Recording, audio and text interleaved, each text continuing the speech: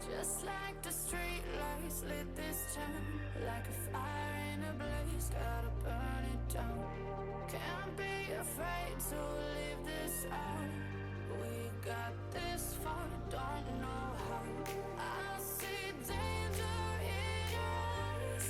They know we'll burn down the night. Coming just like the sunrise. You know that we gonna light it up tonight. We gonna light it up, babe. Tonight we gonna light it up just like the sunrise. We gonna light it up.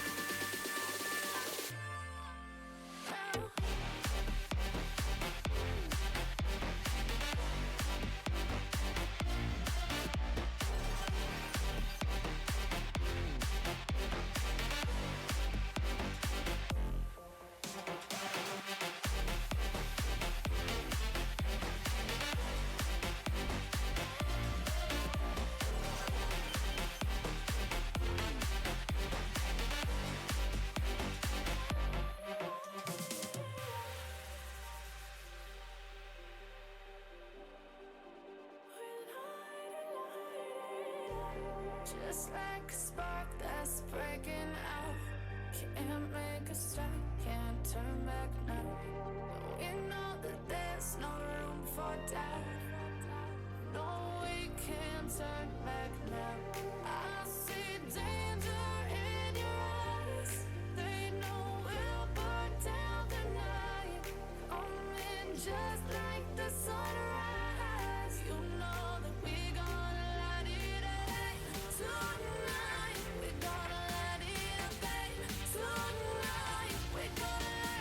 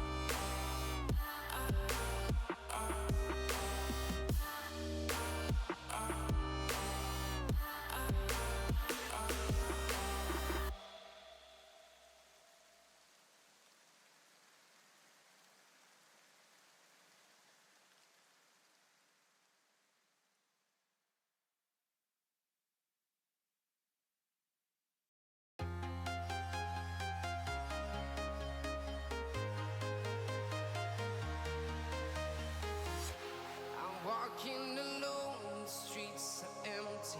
The only thing I can see is my own silhouette. I'm getting stronger, step by step. The clock is ticking, but there's no time for regrets. I've been flying from town to town, from London to Taiwan. I've been all around the globe trying to protect your soul. We are heroes tonight.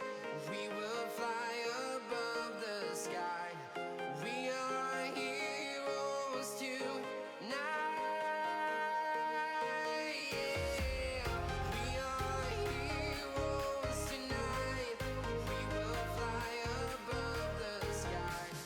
We are heroes tonight.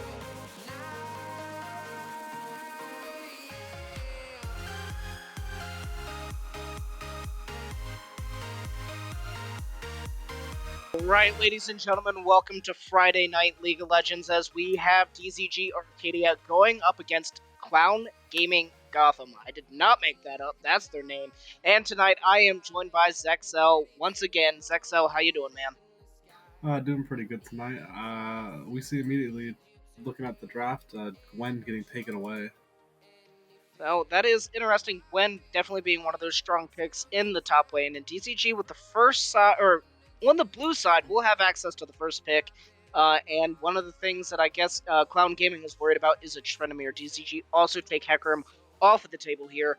And just based on Arcadia's history, are you looking for anything too specific here for the blue side first pick?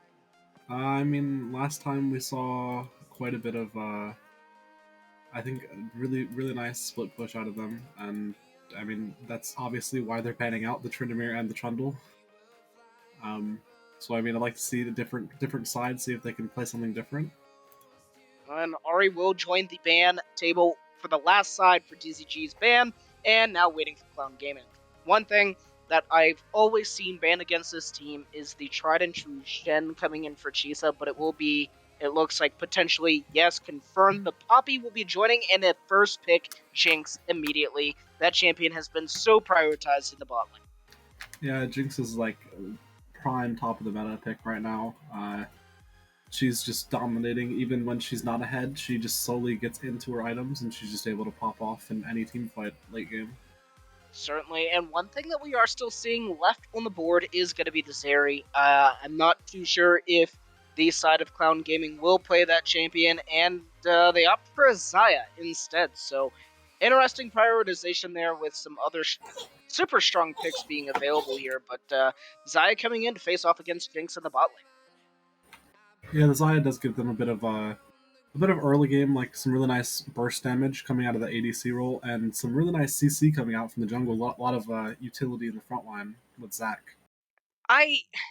So kind of like we talked about yesterday. If anybody here was watching, the enemy team picked up a Xayah, and I was like, well, I mean, the side of DZG had no dive. And now one of the issues that I have with this, just these first two picks coming in from Clown Gaming, is the split nature of these two champions is we are going to be seeing Renata once again coming out of DZG here. We saw Olympus play the champion 2 times yesterday, didn't see too much exciting things with it. But going back to my previous point, Zac likes to go in, Zaya likes to kite back, and I hate not seeing the synergy there out of those first two picks from Clown Gaming's XL. Yeah, we do see a little bit of opposing forces just out of their first two picks, which is a bit off-putting to start. But we do actually see the Victor get picked up here for DZG. A lot of scaling coming into their side of the team comp, a lot of team fight after they get into this mid game. Let's see what type of pressure CG can actually do up against this. Absolutely, and DZG having those two super carries right there with the Jinx, the Victor, a lot of scaling. One thing that I would love to see coming in with the B4, B5 is definitely going to be some frontline to really enable those champions into team fights. And it will be Clown Gaming reacting here with a Nico in the mid lane. So once again, the style kind of being a little off. Nico definitely wants to be in the middle of the enemy team, causing a lot of chaos. Zac in the middle of the enemy team. So maybe Zaya is literally just trying to do her best to survive. But Clown Gaming not thinking that DZG want to go for a frontline pick here and actually opting to take away the Jax from Chisa. Well, I am looking into the match history of Clown Gaming, and they actually haven't played Nico at all on any of their players. And you do assume the Nico is mid lane normally, but as of recency, I've seen a lot more Nico support have much more viability, especially in team fights. She just becomes like an absolute menace even when she's not even on items. So it does have some flexibility, even though we have obviously normally seen it in the mid lane. I don't think it's that good into Victor. The range is very short. I don't know what they're planning. DZG think that it is probably going to be a mid lane Nico here as the Alistair joins the Camille on the last of the blue side bans. Now, CGG coming in with their red 4 pick, and they must not have thought that DZG are looking for some frontline in the top lane. Future Shen is still available. That champion can do a lot of work and really enable Jinx and Victor to be a lot safer than normal. And it looks like DZG had the right read on things, as it will be the Lovers duo being complete here for the bot lane of Clown Gaming. Yeah, we do see the Rakan getting picked up, which I'm actually questioning that they banned the Alistair over the Rakan if they were expecting it to be the Nico going into the mid lane. But picking up the Rakan here, it does give them a lot more CC follow-up to the Zac, to the engage of Zac, and Nico and Zaya just can pile on all their damage into that team fight, which exactly what DZG is needing is this Dr. Mundo Ivern just to basically just get that brutal frontline that they've been needing to go up against this engaged team comp. I asked for frontline, I got frontline. I got a frontline that goes where he pleases. Dr. Munro in the top lane. And I did say, hey, Chisa Shen would be fantastic to really support and enable these champions. Ivern definitely fills that role. That shield coming in clutch for both Jinx and Victor here. And one of the things that I'm seeing as that is potentially actually the Aatrox being locked in there. I'm not sure if that was actually just a timeout error, but that would be exciting to see here for the side of CGG. But one thing that I'm just seeing coming out of this DZG roster is the range potential that they have to really just stay out. As long as Zac can't get into the team to cause chaos, as long as Nico doesn't have flanks, DZG should just be able to poke out and really offer a great situation for themselves to set up as they wish. Yeah, I think in this B4, B5, we see DZG round out their comp really nicely, and then we see CGG pick up the Aatrox as red 5, and I mean, it helps with the top lane 1v1. It's alright into the Mundo, but I don't think it's actually going to do anything for their team composition. I think that they already have the engage, they already have the damage. I don't really know if the Aatrox is what they needed. So, if not for the Aatrox, then you see the Lovers duo, you see the Nico, you see the Zac. What would you ideally like to put in the top lane to round out that team comp? Because personally, not trying to criticize too heavily, but it just looks like a shotgun scatter of picks here for the side of Clown Gaming. Yeah, I mean, with their picks, they do have a lot of like, just like AOE in general. Nothing that really synergizes specifically, other than the Zaya Rakan. They do have the Zac, which has like a little bit quicker engage, I'd say, than the Rakan as of recently because they nerfed his ultimate W. But they have like nice engage and follow up, but it's just they're very lackluster in the overall team fight. Like they don't really have the pop off, which Aatrox does kind of fulfill that role. But if we're looking at the other side, DZG just with the Mundo and Ivern just being able to sustain that Mundo up in the front line and have Ivern shields going on and over and over, with the constant poke of Victor, Jinx, and even Renata being able to apply even more shields and keep somebody alive with that W. Just the pure chaos out of DZG's team comp into the CGG, as long as they don't get popped off by a flank, I think that's going to be very hard for them to actually do anything in these team fights. I agree, and once again, making sure that we hit it, we do see Dr. Mundo in the top lane for the side of DZG with an Ivern in the jungle, Victor mid lane, and Jinx Renata filling out for the bot lane. Now coming in for the side of Clown Gaming, we've got Aatrox in the top lane, Zac in the jungle, Nico mid, and Xayah Rakan, the lovers duo, in the bot lane. And I'm pretty sure we both kind of already gave our thoughts. I definitely feel like DZG came out a lot stronger on the draft. They got the Jinx, a kind of, a really strong matchup here in the mid lane, as I don't think Nico is a great answer, especially with the Corki being available. And in the top lane, it's going to be really hard for Aatrox to really get the clutch damage that he needs, in my opinion, to take down the Mundo. But one of the things that we see, we have a Mundo in the game, we have an Aatrox in the game, and then the scattered healing throughout. But Grievous Wounds, definitely want to see that item built early on for pretty much both teams here in XL. Yeah, there's quite a lot of healing coming from the Zac, the Aatrox. I mean, even the Renata, Mundo, and Ivern, just like healing, just coming from everywhere. But one thing that I will say is CGG, they might have they have had quite a lot of wins under their belt so far in the split, and maybe they have a plan. Maybe they know that they're able to get the vision and they're able to play these flank angles, and that's why they're picking the champions that they picked.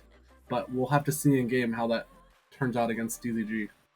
Well, we've just got a little bit more until we go into our spectate delays. XL, you have any closing thoughts you want to throw in there? I don't know. I think that's about it. All right, well, ladies and gentlemen, we are seeing the last pick of the Rakan come in, choosing their loadouts, and we're going to go into our spectator delay. So, just in about 4 minutes, hang tight, and we'll be bringing you the action of DZG Arcadia taking on Clown Gaming Gotham.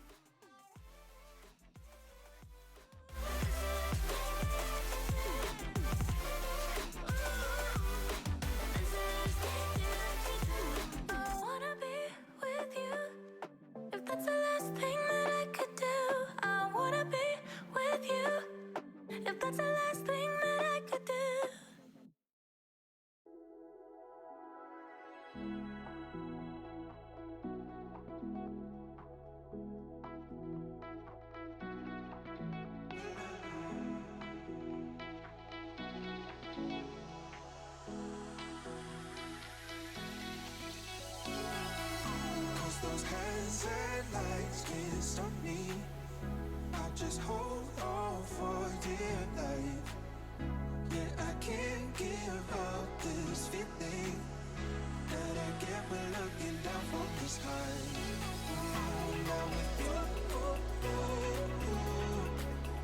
now with you,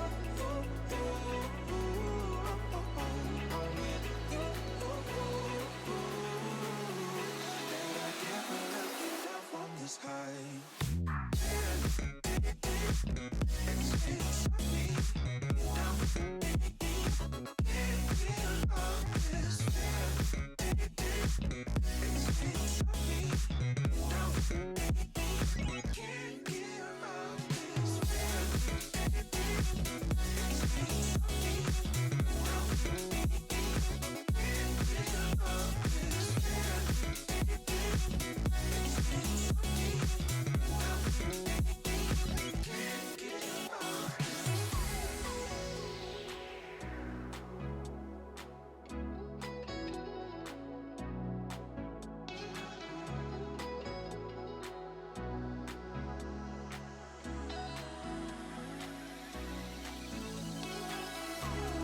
Hands and lights can't stop me. I'll just hold on for dear life. Yeah, I can't give up this feeling that I get when looking down from the sky.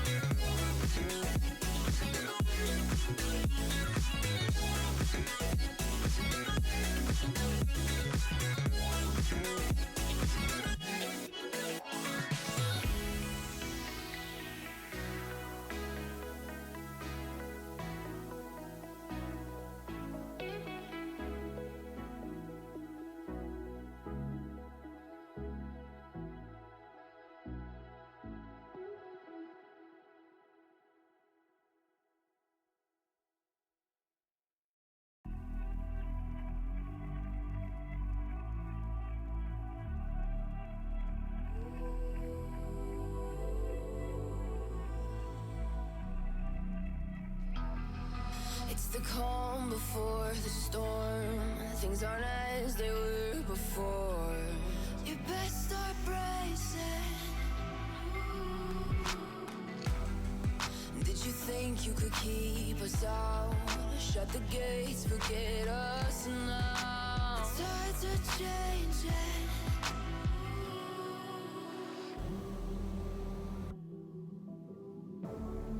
Can you hear the sound? Can't stop us now. We're not back in town, know what we're doing. Things are about to change, it's evolution. All right, ladies and gentlemen, we are now on the Rift as we are seeing a 5-man fan out here from both sides.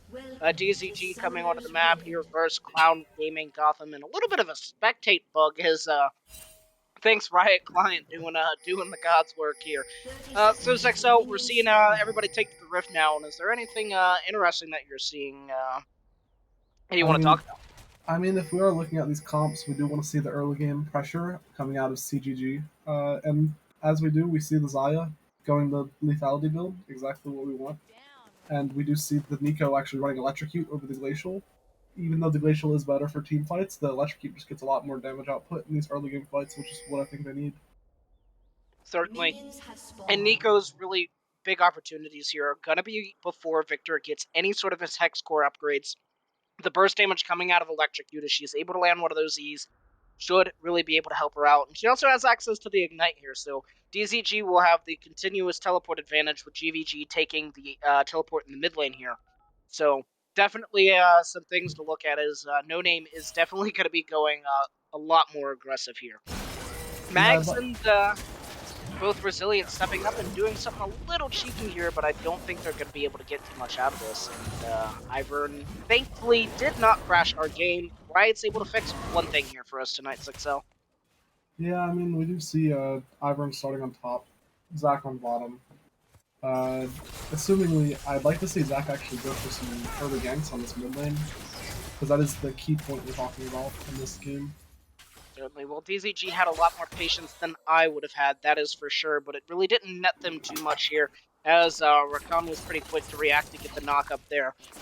Induced lost a little bit of health, but I don't think they got what they wanted in the CS department here, and yeah, I really want to see a lot more out of Mags Granada here. They're looking aggressive already, a lot of damage, and also the Ignite going out onto Potato here, and he's able to walk this one out, but that was definitely a lot of early aggression coming out of here of this Arcadia bot lane for sure. Yeah, and I mean, if we look in mid, we do see a lot of pressure coming out of this Nico in the 1v1. She's just chunking down this Victor really early. And we are seeing both jungles kind of start heading to the top side of the map. The Aatrox is pushing into Chisa here, so that might be a great opportunity for either Ivern or Zach to come in. Zach to counter gank, Ivern to go in for the gank here and really gets a first little bit of action. But I talked about those E's hitting, and that is a lot of damage going out onto GVG number 1 here. Yeah, Nico actually pulling up really big in this laning. No potions left on Victor. We do see Aatrox actually looking for a free recall pack. And he should get it. CS gonna be pretty much equal here, and Shadowclaw is actually opting to go here in the mid lane. I don't think he has what he needs, but Nico actually did not take the clone on the retreat. Ignite out, GVG needs to back up, and hey, that's a free summoner pretty much coming out of No Name, but it will force the recall onto GVG. Yeah, no, we do see the bottom side of red going back to base. I mean, I'd assume we see like a reset coming out of blue soon as well.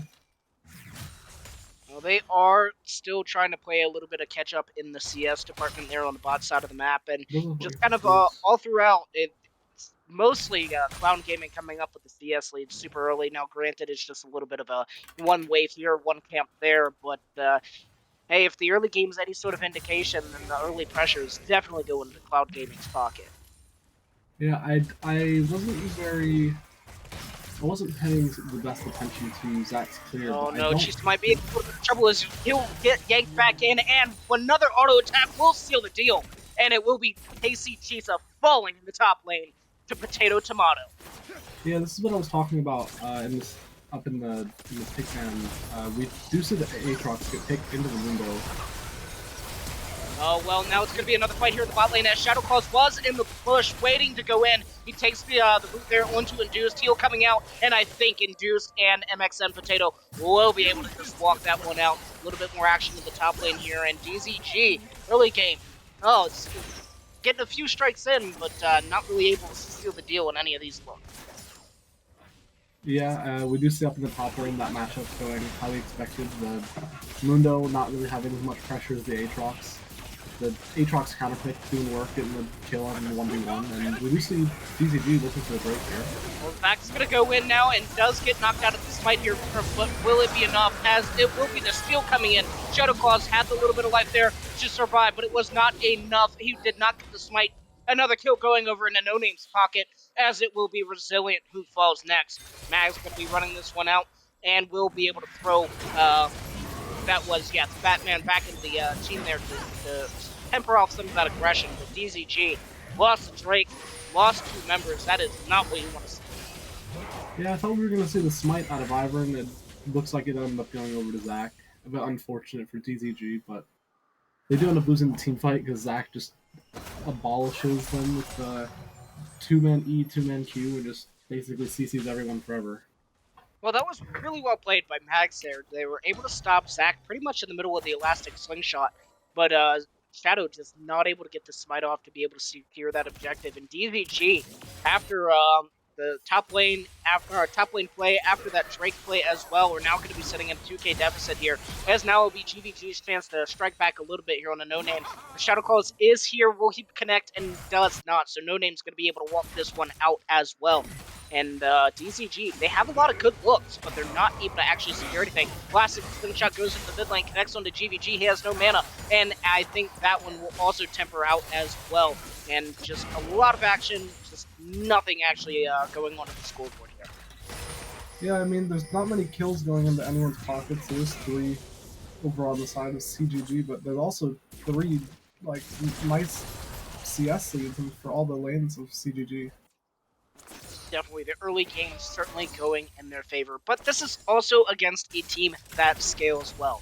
DZG need to make sure that slow down this tempo a little bit and remember where their win condition is. Now, Shadow Claw is going to be hovering down here in the bot lane, and so CG Batman comes down to answer as well. We're seeing some pings coming out, maybe might be looking for the aggression. I think DZG knows he's here, he charges it up, and he goes in. He connects onto Resilient with the kind of hook there, and now following up, it will not be enough, as there was no follow-up knockup from the Rakan, or no feathers to really seal the deal, and Resilient was able to walk that one out.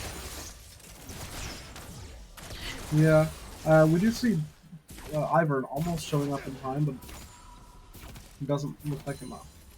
Yeah, and DZG once again trying to collect these waves under this tower, and kind of wanted to point it out. We talked about the early Grievous Wounds, and both top laners already have one. We have a Bramble Vest, one Mundo, and then we have the Executioner's Blade on the Aatrox here, so it's definitely Grievous Wounds Day on Summoner's Rift tonight. Yeah, it is basically just a 1v1 who's going to heal faster. Well, once Mundo gets access to that ultimate, I think it should theoretically be him. That regen is insane here. But he's just forced to pretty much collect everything that he needs to under the table, or under the towers. Yeah, and we do see here, as we're expecting, the Xayah picking up the tier and lethality. We do actually see a tier on Rakan. I'm guessing that means he's going to be going a bit tankier. It could be the choice that he goes down, maybe going for the Fimbulwinter later on down his build path for sure. And you know, we got the first Drake Cloud, got the second Drake Ocean. I'm really hoping for a spicy Drake to really liven things up here. And then Shadow Claw's going in for another look. CG Batman hanging out near the tower, ready to elastic slingshot in if that went a little bit south. And DZG have a lot of looks, like we've been saying. It's just, I don't know if going gank heavy on this Ivern is the route that they need to do. I think they just really need to hang back, stall a little bit, and try to get the scaling out of their pocket, because the early game strength is not in their favor. I think they should even probably sacrifice this next drink. Yeah, I mean, we were speaking about it. The side of DZG, we just want to see them get into this late game so we can see the team fights come out of them. Because we see the Jinx and the Renata get into the team fights, and it's just going to be a completely different story compared to what we've seen. Well, as it stands right now, nothing exciting happening right now. We have Drake coming up in 30 seconds. Herald is available as well. And just the same old song and dance coming out of pretty much everywhere. The farming game in the bot lane definitely not going in DZG's favor here, and still sitting at about 2k gold lead. So nothing really changing too terribly much on the map since that Drake play about 5 minutes ago. And yeah, it's some of these breakpoints just really need to start happening. I expect that we'll see some sort of fight maybe over third Drake. As you know, or maybe some pressure coming out of the side of Clown Gaming as they do have access to that Rift Herald here. And Chisa once again getting just absolutely bullied by this Aatrox at the top lane. Yeah, I mean, we do see the game slowing down a bit. Oh, that actually did not amount to much. The Pop Blossom ultimate forward, and it will actually be Shadow Claws getting targeted up by CG Batman there as the Ignite was ticking on him, followed by the Zac there, and just DZG once again opting into that 2v2 that they are just not prepared to win. Now we're seeing a little bit of action here as Potato goes under the bot lane, trying to get a lot of damage here on Max. The ultimate will come out from Max. Follow-up damage, will it be enough as Potato is ticking down from the Ignite? And it will be Max picking up that kill. Now Resilient going on to Induced here. Does not connect with the Zap, and CG Batman coming into this bot lane. DZG wising up, and they do not chase. That is one quick kill going into DZG's pocket in a game that has not been going in their favor. Chisa flashing out now. Does get connected with the W. Pulled back, and Potato Tomato will slay Chisa in the top lane once again with another solo kill. Yeah, we do see this Aatrox popping off in this 1v1. A bit unfortunate. I don't know if she's very, if she's played Mundo that much. Normally we see a lot of the high skill champions on Chisa. It really hasn't seemed too much of Chisa not being comfortable in Mundo. Mundo's fairly easy to just smack people with a briefcase. But I think it's looked more like just a little bit of discomfort with the timing and damage respect out of the Aatrox. We looked at his first death. He had access to the flash, and he tried to walk out of the tether coming in from the Aatrox there instead of respect flashing out. And then boom, got pulled back, followed into the third Q, and then just auto-attacked to death. So definitely a lot of disrespect coming in here as he's fighting these 1v1s. And in that case, he flashed out of the Q instead of looking for the sweet spot and dodging out of that, and then just immediately got hit by the chain and fell. So Chisa now down behind a Mythic, essentially, and he definitely needs to try to find a way back into this game for sure. Yeah, we need the side of DCG's top and jungle to kind of like get a bit back into this game. I mean, if we want to see them in these team fights being able to tank anything, they need to get a little bit under the belt. Well, we talked about being down an item, and Shadowclaw is just getting locked up here by No Name on this Nico, who has access to the Everfrost. That's 3 Mythics on the side of Clown Gaming here, none on the side of DZG. Early games, certainly not in their favor. As they're trying to do something now, they send Chisa into the mid lane to match against No Name, and they send GVG up top to answer Potato Tomato. So, interesting choice. Yeah, we see GVG go top and immediately have to burn flash against his Aatrox. I'd like to see Aatrox look for a dive, maybe.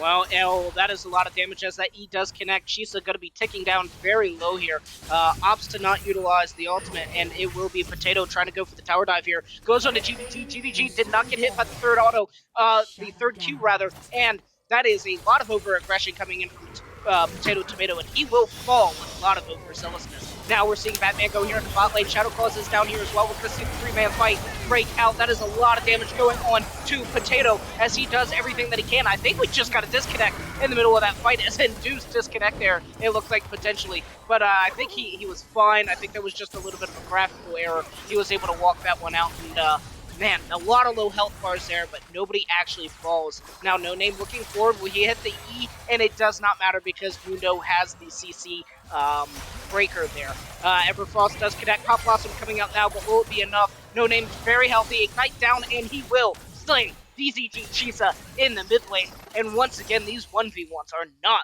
looking in DZG's favor. Yeah, the Nico out of No Name is actually looking very pristine right now. He's getting all these E's hitting Everfrost, the snare. I mean, some very good damage numbers and hitting everything. Jason needs to like get some of that police caution tape and just set it around the laners, the solo laners of Clown Gaming. Just don't go near them. Farm. Wait for team fights, and wait till you're going to be that absolute menace to society. Wait till you're going to be that super tanky member. Because right now you're sitting on a Phage, you're sitting on a pickaxe, you're sitting on a Bramble Vest. He's got like the whole garage sale going on here, and none of the stats are really helping him out as both solo laners are just shredding. Yeah, I mean, we did see the Primal Vest pick up, but then he goes into lane against the AP champion. Yeah, certainly, and Miko's not healing. So, yeah. and DZG are definitely opting to stay in this situation here, and it's definitely not going ideally. Yeah, we do see CDG actually looking for vision into their jungle now. Maybe even rotating up to his Wicco. Well, I think we're going to get a fight here as Potato Tomato pops the ultimate on Aatrox and looking for it. He is stunned up by the gravity field. She's coming in to rotate here, and I think they're just going to be able to walk this one out as didn't find anything for his troubles, and Daisy's just going to try to run him down. But it will be this side of Clown Gaming aiming to get their first tower of the game, and that does go in the pocket of Induced here. Pop Blossom pop, and it will be Jake dying real quick. No name on a killing spree. Right here in the mid lane as Rakan goes forward, gets the lockup, and it will now be DZG falling on the victor. Now it is Clown Gaming striking all across this map. Eyes now set on this Rift Tail. Yeah, we're seeing some really good synergy out of the team fight of the Zac and the Rakan here, actually. And we're just seeing Nico and Aatrox get pull these sideways, so I don't know what DZG is trying to do to them. Well, 16 minutes in the game, DZG is facing the barrel of a 5k gold deficit. This Herald will probably expand this just a little bit. Now, Infernal Drake coming up in 20 seconds. DZG should not fight this objective. They do not have the gold. They do not have the scaling. I think they should just give this one up and try to get as much gold in their pockets as they can. Yeah, I mean, we do see the Hullbreaker pick up, kind of committing Chisa to that side lane. And GVG just once again walks right into No Name's face, and he's sitting at half health for his troubles. But DZG sitting 4 members down here on the bot side. GVG probably taking the recall. Pop Blossom goes out, gets 2 members of DZG. Now Induce coming down to help out, but they cannot burst No Name in time. Shadow Claws does not have the damage. She stepped forward. Now all the members of CG are here. They're looking forward. Aatrox gets huge knockup. He connects with the E, but it will not be enough. And I think DZG might be able to walk this out. Induce playing frontline here, looking to get some feathers out, and they're looking to dive this. That's a 2-man root. That's a knockup under the tower, and Resilient should theoretically fall, but they do get Induced for their troubles. Now, also Renata does fall as well. Aatrox falls. Zac falls. That was a good trade for DZG. 2 for 3 and a losing feat. That is definitely going to go in their favor.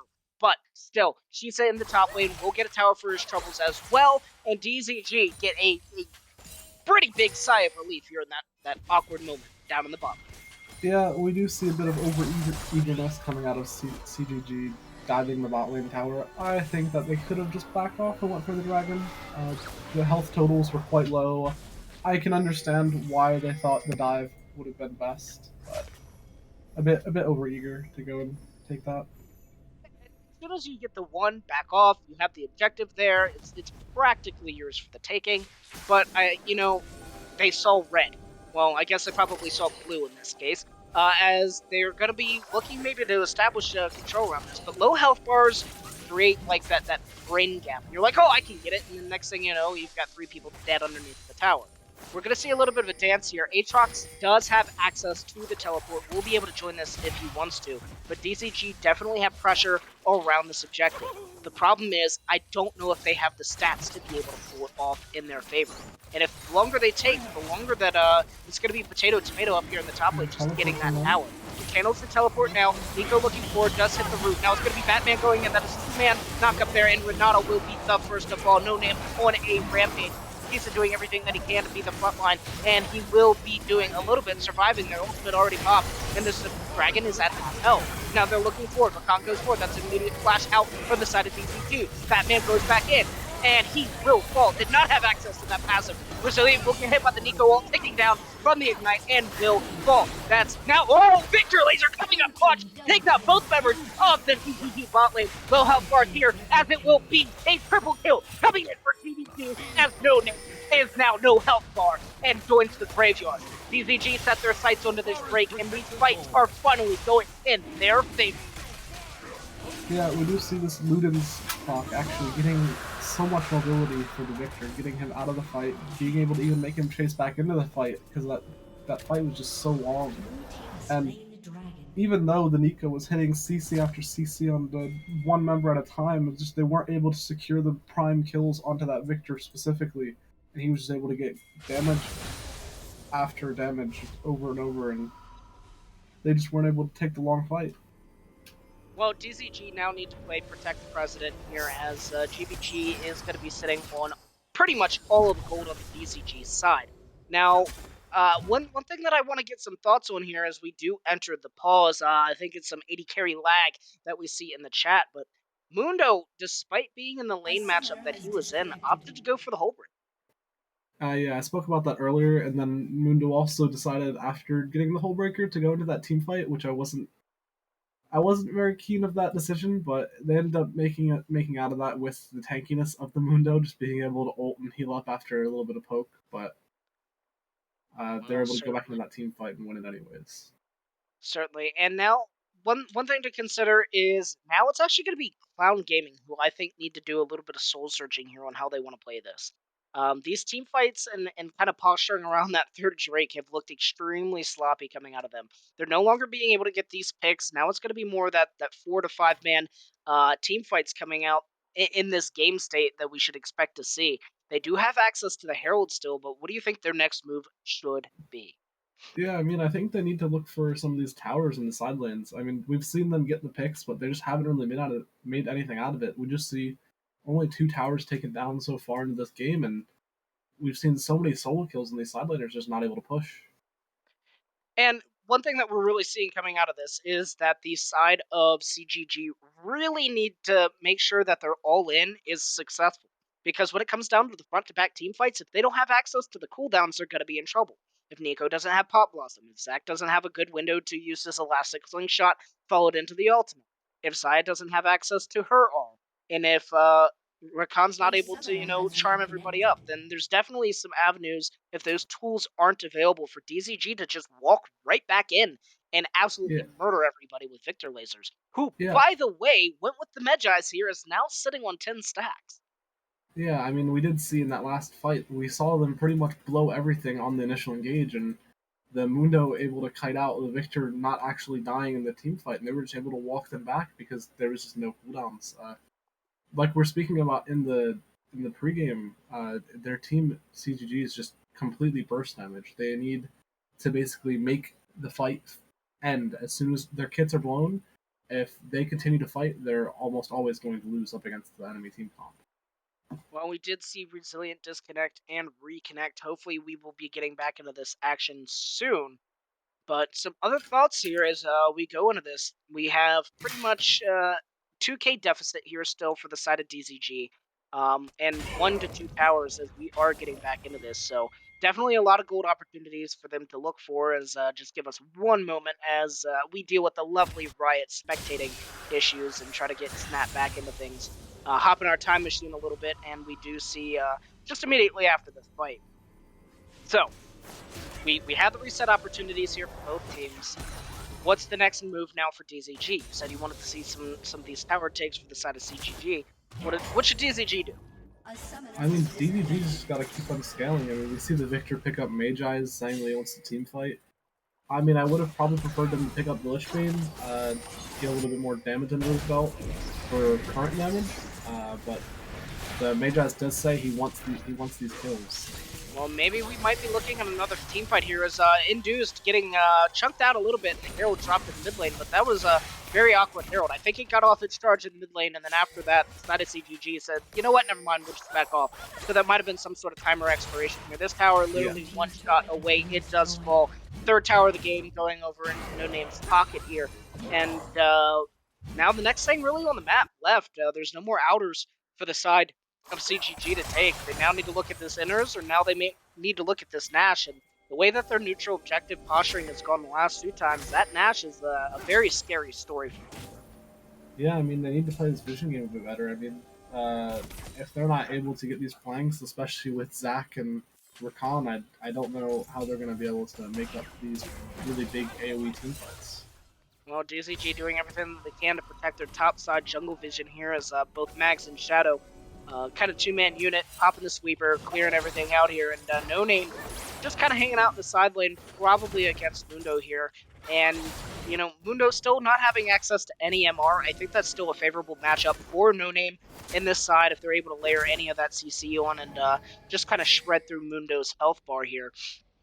But with having access to the Everfrost, not having access to the Landries, it might be a little bit of a long time to chase Chisa down, who should just hopefully be able to walk out with most things coming his way. But we are just kind of seeing a lot of posturing here from both sides, and nobody really making an aggressive push to take anything. Yeah, I mean, I don't like the sights out of this bottom side. I mean, we just see both sides just clearing the wave and pushing it back into the other person. I don't know what their thought process is on that. I mean, there's no real fight to go on. I mean, they could go for Baron, but I don't see a reason for them to just throw the wave away if no one's looking for anything. Which we do, we do see a lot of vision in the Baron for red side. Certainly, we will see Potato coming down here to, you know, match into the Mundo, which makes sense. He does have access to the teleport, like we talked about in the early game. No Name does not have it, and it will be Chisa just kind of recalling. And I think the longer that this goes on, the longer that DZG is just able to pick up waves, the more favorable it is. And it's really kind of up to the side of CGG to really hit the gas pedal, find an avenue or a pressure point to really hit and do something, but they seem content indexing into this farm game, and I don't think that's the right decision coming from it. Yeah, I mean, we do see Mundo picking up the Warmogs because they keep getting chunked out by people in the side lane and getting out, so Mundo's just looking to back off, get the Warmogs proc, heal back to full, and walk back in. He wants to go where he pleases and then regret it and then come back later after he gets all his health back. So definitely a little bit of an interesting approach here from the Mundo as Potato's going to be aggressively shoving these waves to him, and we are seeing the rest of CGG walk down here.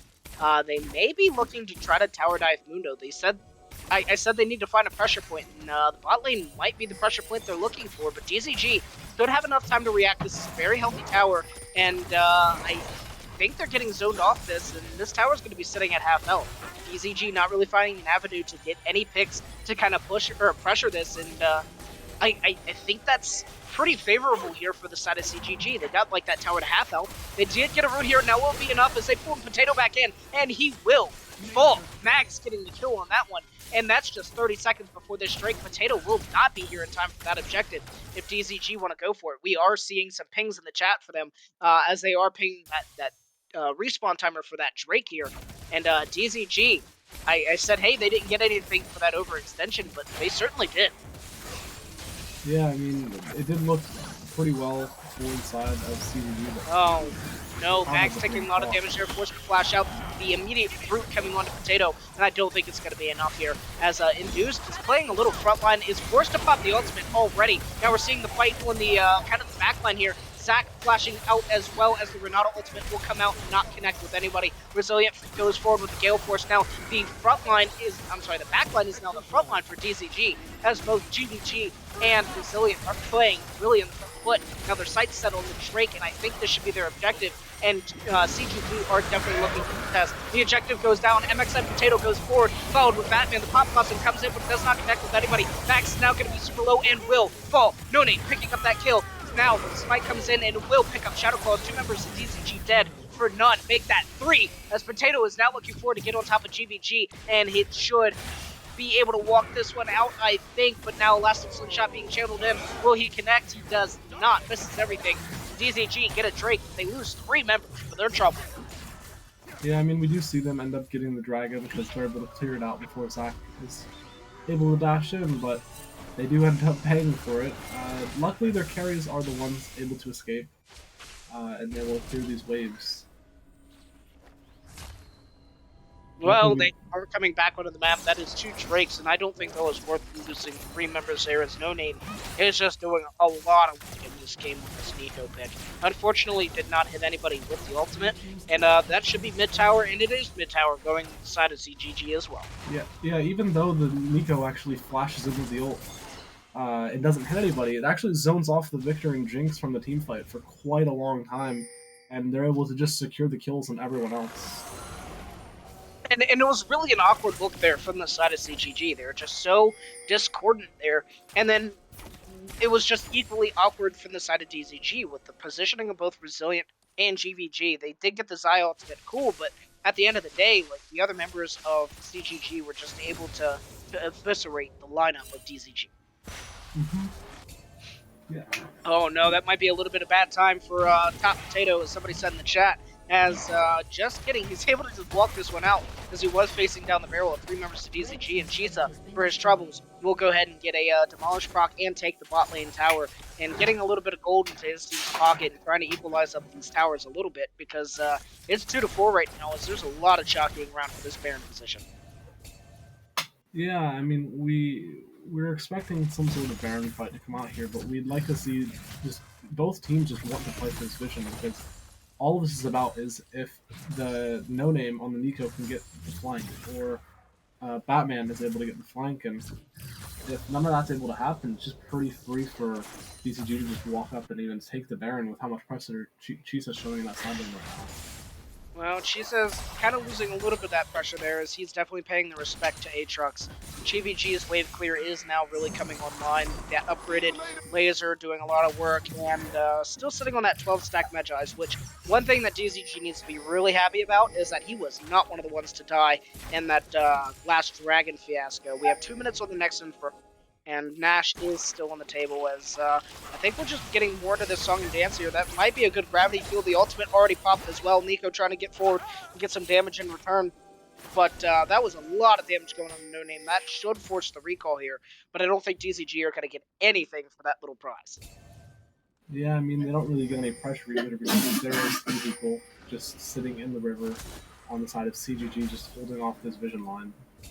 Well, they do not have control of that drag pit, as it was the Nash pit, as that was the scuttle going over to the red side. And Chisa definitely paying a lot of respect to the board drinker Aatrox here, and hanging out really fun. And all that side lane pressure that we wanted to see him generate, he just does not have, as he's going to be hanging out beneath his tier 2 tower. DZG, they can't really pressure that either, because as soon as they show any members down the bot lane, but that is a root coming out onto MXM Potato, who's just instantly able to go ahead and do his recon things. Now we're seeing the teleport, and Chisa is in the middle of 5 members of CGG, but that's actually going to be a root going out onto MXM Potato. He will fall. Resilient picking up the kill. Now it's going to be Batman jumping around in the backline. That is going to be a very low.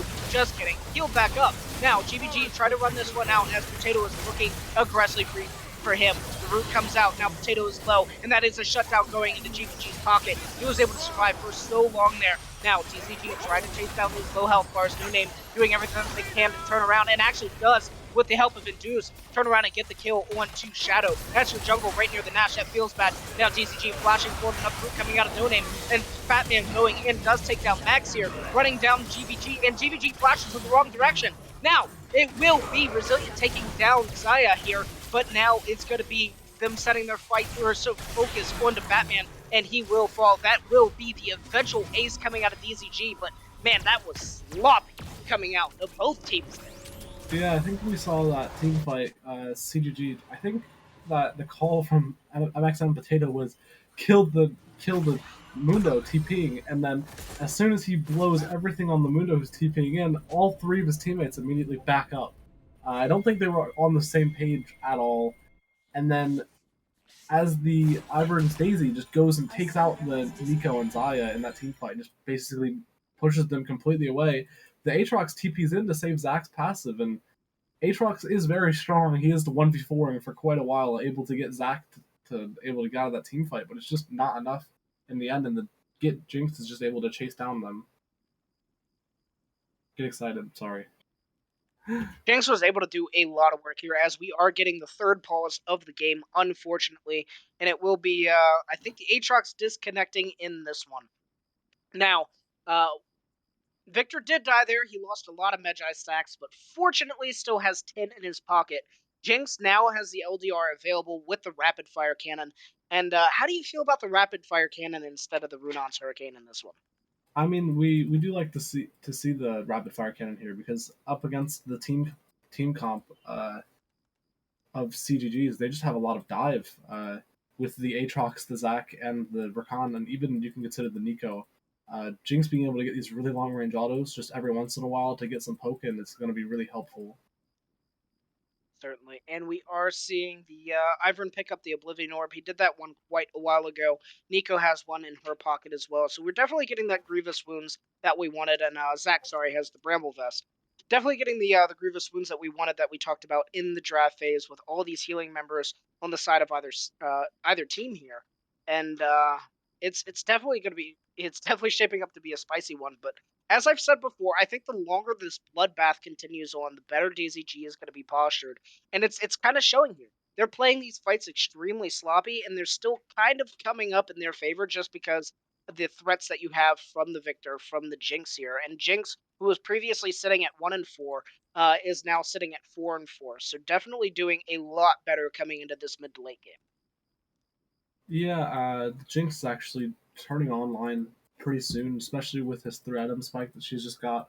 And we do see actually, I was just taking a look, thinking about the items that we'd want to see out of CGG going into this mid game, and we actually do see 2 shield breaking items on the side of CGG coming from the Nico and the Zaya, which actually was what I was wanting them to get up against the Ivern, the Victor, and the Renata, which because they do have quite a bit of shielding coming out of those 3. Oh, well, we're not seeing anything in the chat here for the top lane disconnect. So, ladies and gentlemen, we're going to head into a quick break here, and we'll be bringing you the action back as soon as we get back online.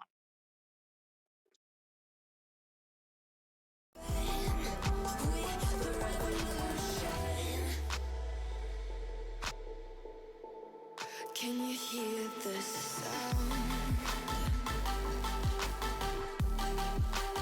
We're the revolution.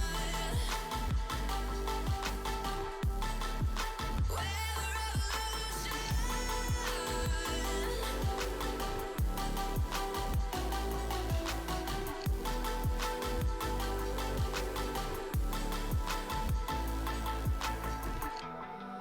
With the ground beneath your feet, with a whisper in the trees. Do you feel us watching? Hunger in our eyes, victories on our minds. It's our time to rise.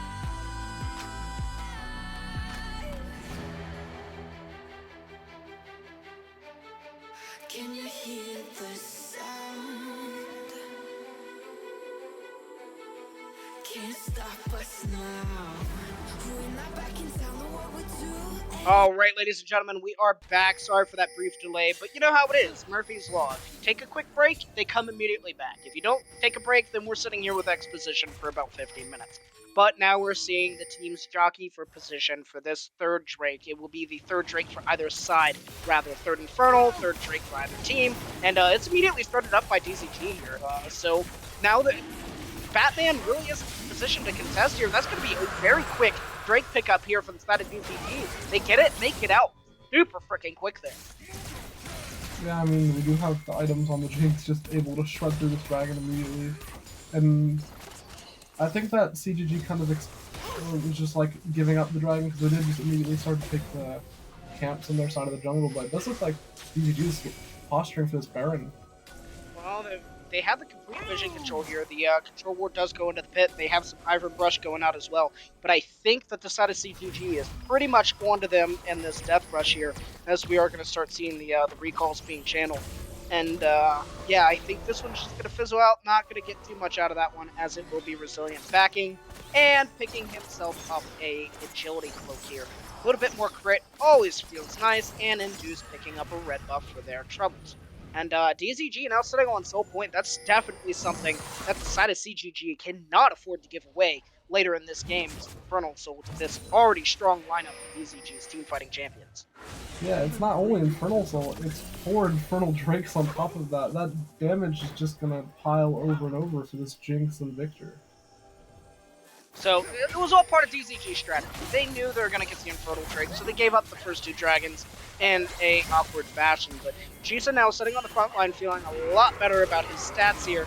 And, oh, that's going to be Batman going forward, and the side of Potato onto the top lane there as well, looking aggressively, and DZG just able to walk this one out, opting not to take this fight at this time here, and now looking to reestablish control. Potato goes over the wall to safety, and I think we are just going to see the aggression fizzle out. But it is DZG with the inside track to the Nash, and it's also CGG with the inside track to the mid lane here, so it's going to be really interesting to see what either team wants to do here. Yeah, I think what we're seeing here is a little bit of an NA round. We see all teams kind of just like brawling for no reason. I don't know what the expectation is. I think that if everyone just keeps sitting together, there's not really going to be any sight for some good picks in this team fight, and I don't think anything's around that happening. Chisa's trying to layer on some damage on the MXN Potato, but that's a recon. He just jumps over the wall. Everything is fine. And DZG and the side of CGG just... I honestly, the macro hurts my brain here. They've just been dancing around this Nash for the last 3 minutes. The side of CGG finally sent Potato Tomato down to the bot lane, and DZG now going in to clear out this vision, but they actually just might be starting this objective. We're seeing some of the Mia pings come out from the side of CGG. DZG still in this objective, and okay, well, I got baited too. They just attacked it and then walked away, but now GVG looking forward, might be looking for something aggressive here, as they get a lot of damage on the no-name. And those lasers doing a lot of work here. Now shifting their sights on Potato, who should just jump right on out. And that's going to be a lot of pressure down there in the bot lane, as they're still looking to get onto Potato, and I don't know if they have enough here. Chisa doing everything that they can. Batman trying to buy him some time. And Aatrox still pushing in the bot lane. DZG need to choose what they want to do. The Nash or the Aatrox. Protect their base. And that should be actually a base tower starting to fall there, as Potato is still continuing to this push here in the bot lane. Yeah, I mean, we did see the Aatrox get rotated quite early, and that's why DZG was looking for the Baron, but they did see Batman just show up and decided to cancel it. Oh no, DZG opted to send Victor back, who is now forced to immediately teleport back in, and Resilient in a bad position. Double kill goes over to No Name as GBT does teleport back into this play, but it is CGE in the driver's seat. They're looking forward aggressively. It is only GBG left to hang in there, as Chisa was not really being much of a frontline, and that was just a scattered shot there out of DZG, and they definitely played that one on the back foot, and you have to think this is going to be an easy Nash now for the side of CGG. Yeah, and while the fight's going on, we do see the minions actually end up taking the inhibitor down bot. We see a really nice ultimate out of the ultimate flash out of the Nico, which basically secures them in the team fight, killing both the ADC and the support of DZG. And we do see them going for these resets, and they're probably going to go set up for the Dragon now. Well, DZG definitely did not react well to that one. They lost bot lane inhib, they lost Nash, and we got 30 seconds now onto this Infernal Soul for the side of DZG if they're able to collect it. And that's definitely going to be a pressure point that they need to fight. Is now they've slipped ever further down into a 6k deficit, and Victor now forced to sell the Medjais as well, as he lost most of his stacks in that last death. Yeah, it's quite unfortunate when you commit to the book and you're just not able to hold up and stay alive in the team fights. It's just not worth the gold, not worth the item swap. I was wrong about one thing. It will not be DZG looking to contest this third Infernal Drake that the side of CGG will be picking up, but once again, now we're sitting on no objective zone of the map. The bot lane side of DZG has been broken. Now it is the pressure's kind of here on the side of CGG. They really need to find a way to utilize this Nash and that bot lane pressure to do something here. Otherwise, they're just going to be funneling free gold into the side of DZG. And, you know, Victor and Jinx are certainly going to love that, as long as they don't play frontline carries in the rest of these fights. Yeah, I mean, if we see a lot more position ability out of the Jinx and Victor in these team fights, and they're just not able to get caught by the Arcana and the Nico, I think this could be a lot easier.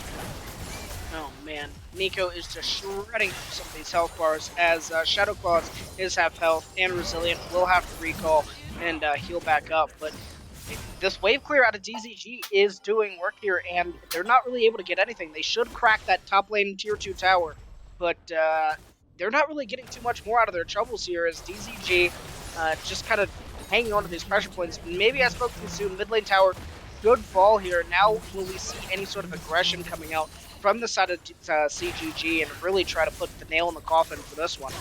And I don't think they're going to do that at this time. Yeah, Zaya almost 100-0ing Renata there with the QE.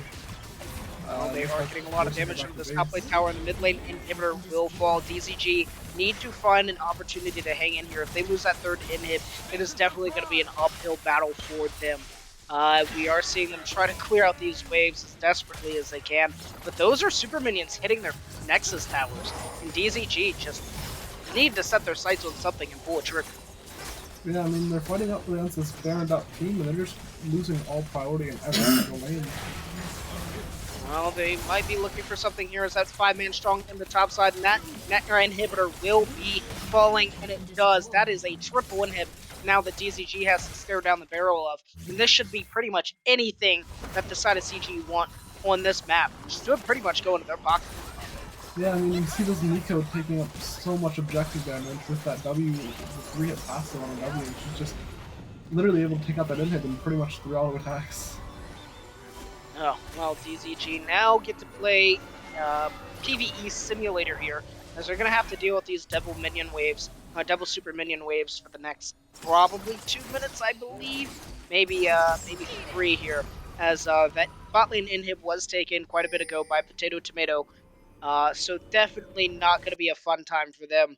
And literally anything that comes up on the map should be going right into the pocket of CGG, like we talked about. Now, fortunately for the side of DZG, there's no Nash to take. There's no Infernal Soul yet to take. But DZG is not able to push out those waves, and that's going to be a free soul for the side of CGG if they choose to go for it.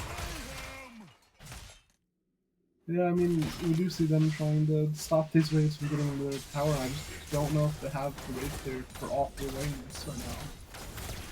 Certainly, well, DZG doing their best, storing rockets, lasers coming out, and the side of CGG is sending all of their teammates here into this base and looking for the one last final push that they need. Fortunately for DZG, they are strong. They should be able to turn this fight if played correctly. But now, they're also dealing with the patience factor of the side of CGG. If they just play their cards right, they take down this inhib once again, then it's going to be really hard for DZG to do anything. Now we're seeing a little bit of aggression come forward through as Cheese has taken a lot of damage and not opting to use ultimate. But that is a root coming in onto Renata. Magpies does fall. Now DZG, what are they going to do here? Now we're seeing Rakan go really deep into the backline. Now is he able to do anything? And it will be a root coming out on the Shadow Claws. DZG not getting any opportunity to trade in this damage. They're focusing on these towers. I'm sorry, these minions. That is a big pop on the front forward. And Potato to Tomato will take down GBG number 1. Now, Chuta in the front line doing everything that he can do to survive, and he is on a killing spree. 2 members or DZG left, and it's not going to be enough as 2 Nexus towers fall. Nexus on the chopping block, and that will be DZG taking down DZG. Game number 1. Yeah, we do see that DZG is just not able to make it into these team fights. I don't think their front line was able to posture enough as a front line. They just weren't strong enough. And that just basically turned it into a bunch of squishy champions going up against this really high burst damage team comp. And basically just, if they hit anybody, they die. Well, I was expecting to see a lot higher numbers out of the Nico, but it was actually induced on the Zaya, just doing a lot of work throughout that game, getting a lot of damage out there. But Nico's number is nothing to scoff at. And the side of DZG just could not keep up with the pressure points that they needed to. And honestly, I think if I had to point to one moment in this game where it just completely broke open, it was definitely that split decision on defending the base, sending Victor back, and then immediately bringing him forward as soon as CGG realized what DCG had done. And it's just moments like those that teams are just able to really capitalize off of, and they got so much out of that. Yeah, I mean, they pretty much just like kind of snowballed the game off of that specifically. Kind of just like turned the game, flipped it on its head because they were getting into the scaling point where the Victor and Jinx were going to be very, very strong hyper carries with the front line of Mundo and Ivern, but it just wasn't able to get there because they just were always having to sit there and defend the bottom side from the super minions. and then while they're defending the bottom side from super minions, they were taking the top and mid, and it was just all snowballing, and they weren't able to keep up with anything. Well, ladies and gentlemen, that is not fortunate if you are a DZG fan, but hang tight. In just a few minutes, hopefully we will be getting you immediately into a Game 2 draft, but we're going to do a quick spectate break, and we'll be bringing you that shortly.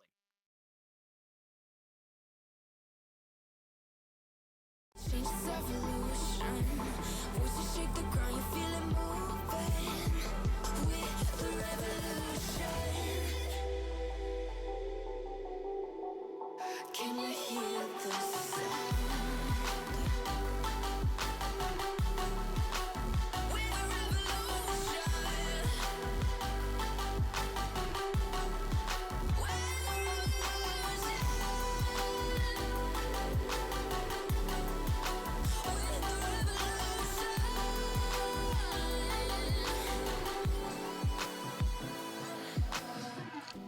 We're not back in town, know what we're doing. Things are about to change, it's evolution.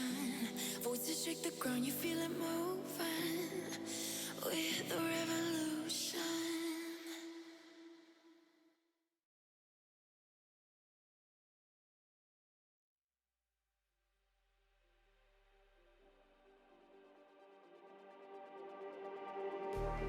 Just like the street lights lit this town, like a fire in a blaze, gotta burn it down.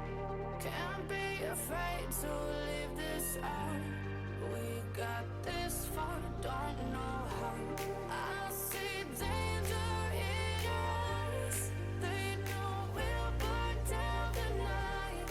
Coming just like the sunrise. You know that we gonna let it rain.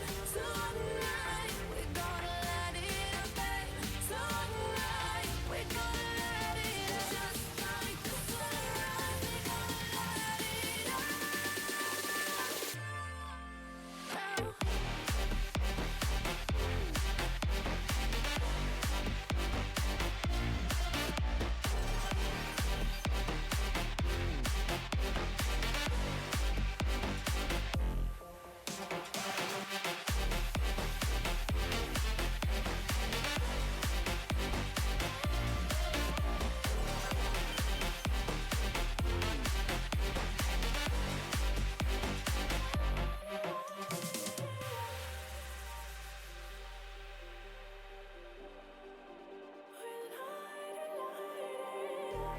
Just like a spark that's breaking out.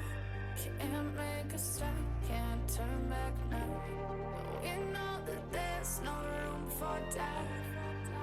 No, we can't turn back now. I see danger in your eyes.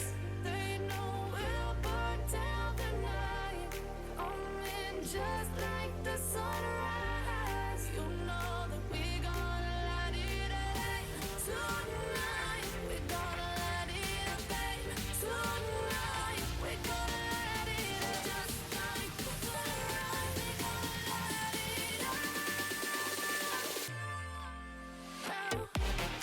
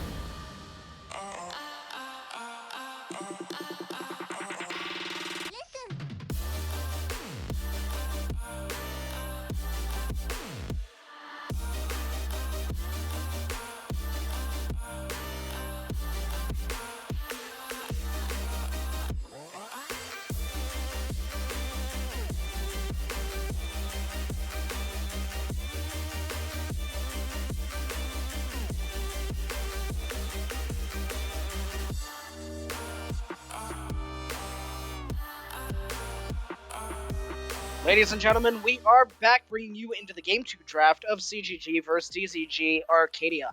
Now, we are getting a little bit of a wide swapperoo here, as DZG will take to the red side, and CGG definitely will have some access to those first pick power picks as Trundle instantly joining the ban table.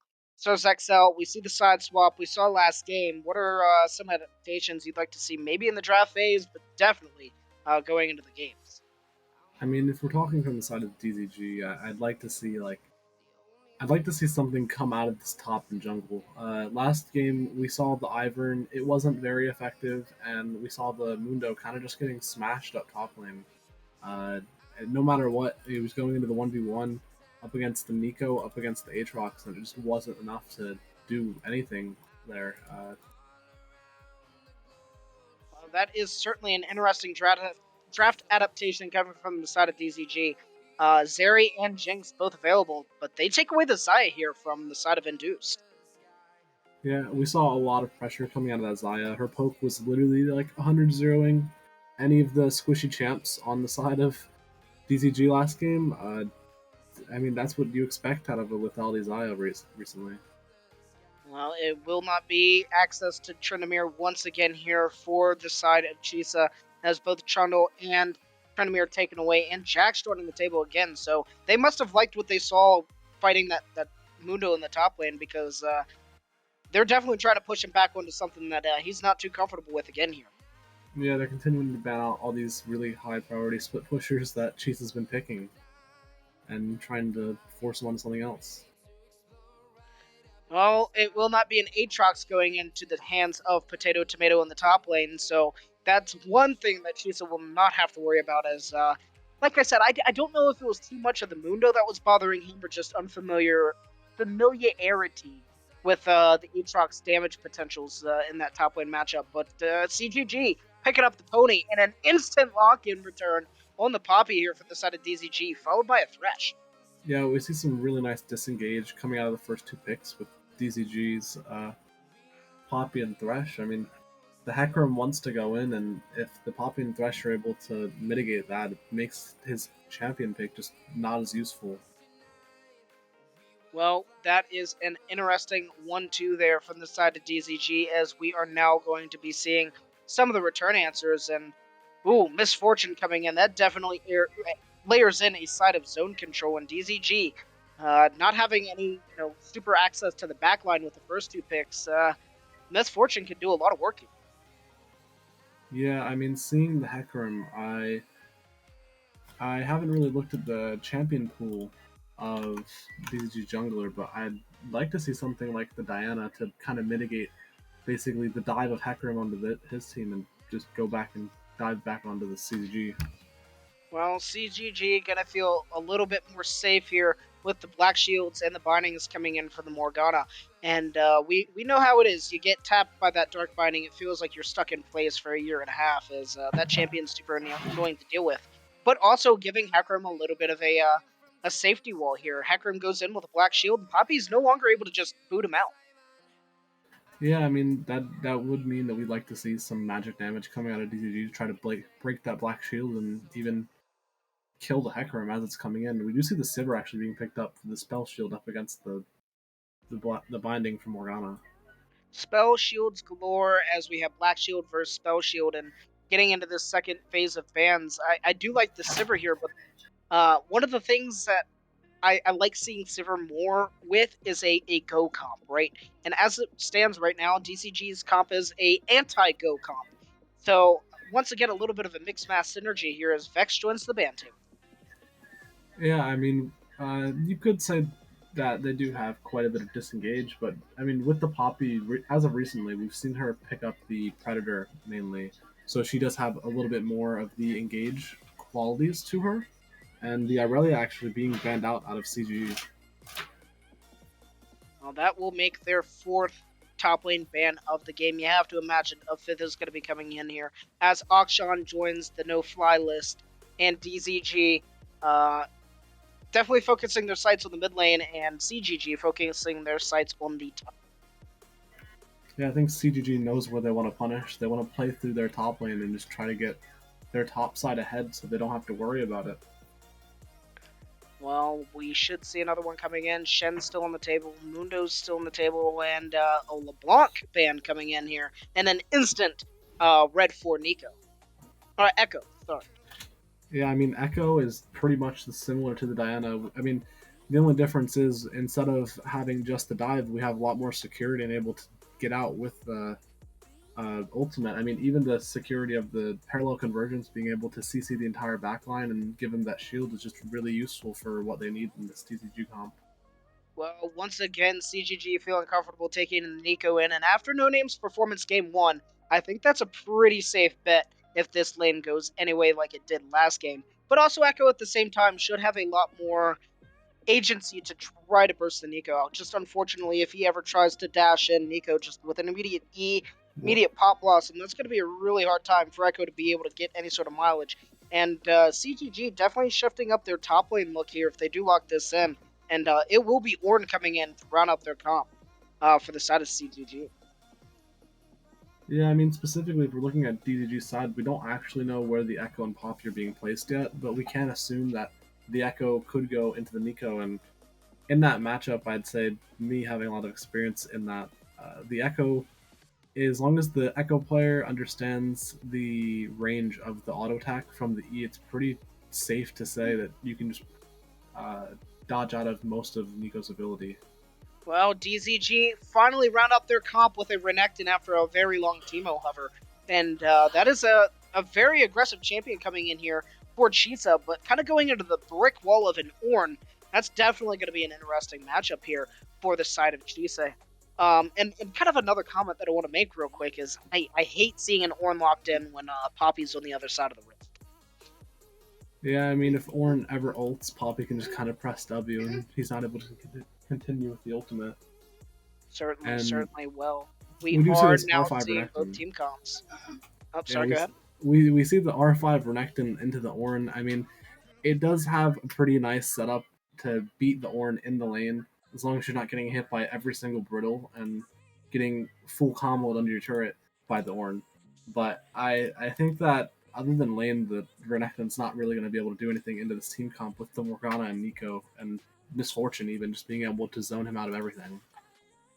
Well, I was just about to say we do see both team comps coming in full load here. We're seeing on the side of CGG, Ornn in the top lane, Hecarim jungle, Nico in the mid, and Morgana Misfortune bot lane. On the side of DZG Arcadia, we have Renekton in the top lane, Poppy jungle, Echo mid lane, and Sivir Thresh bot.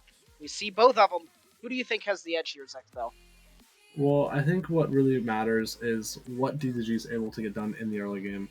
Because we see CGG with the scaling of the Hecarim, the Ornn, and I don't know if the Nico is going to be able to get as much of a lead as they were last time up against the Victor with how much more mobility Echo has in this matchup. But if we're looking at DZG and we're able to see a lot more of these early game plays coming from the Renekton. I mean, with the Sivir, we're actually probably expecting lethality Sivir, seeing that their comp doesn't really want to scale. We'd like to see them kind of like get through this early game and kind of just snowball through. And if DCG is actually able to get through this early game and just kind of like smash them, I think that that's what we want to see out of them, and that's how they win this game. Well, they're definitely going to have a much different mentality coming into this game because their early game last time was certainly lacking in a few departments. But just being the Renekton here, being the Echo here, it just looks extremely scary to go anywhere into the side of CGG. Morgana just being able to lock people up, Nico just being able to pop blossom and really cause a lot of disruption. The Hecarim probably going to be used to sow a little bit of chaos, or maybe dive in with the Nico. Who knows? But that is just a not fun team comp to be facing if you're the side of DZG here. And then sure, Echo has a lot of safety with his chrono break, but lining it up and getting the most effectiveness out of that could be a little bit challenging with the way that this is going to be pretty scattered here for the side of CGG, certainly. Well, we are seeing the picks come in exactly where we expected them to. No crazy swapperoos coming in here for either side. As we're just seeing everything kind of boil out. The bands coming in now for the round two, and so any final thoughts as we head into this one? Yeah, I mean, if we see CGG, we'd like to see them not try to take the short skirmishes. I'd like to see them look for the team fights. And DZG, I mean, if they're able to catch out people one at a time, they're just gonna have such a good time with the Thresh, the Poppy, and the Renekton. Uh, I don't want to see them looking for the team fights. I want to see them looking for the picks and looking for this vision. That is a complete stark contrast versus what they wanted to do last game for sure. As we're gonna just be heading into this one, and really don't think there's too much more to say. So, ladies and gentlemen, we're gonna go ahead and let these last couple picks finish up, and then we'll be bringing you the action very shortly after this spectator delay. So, hang tight. We've been making magic, and sometimes I get nervous, but too good to believe. I don't know how it happened, but baby, I'm ecstatic that you're sticking with me. I'm waiting, trying to be patient. You look like a painting. It's so frustrating. I hate it, yeah. I probably shouldn't say this. I probably should erase it. I probably shouldn't say this. I wanna be with you. If that's the last thing that I could do, I wanna be with you. If that's the last thing that I could do, call me a fan. I'm living, give me your hand. I'm in it, yeah. I wanna be with you. If that's the last thing that I could do.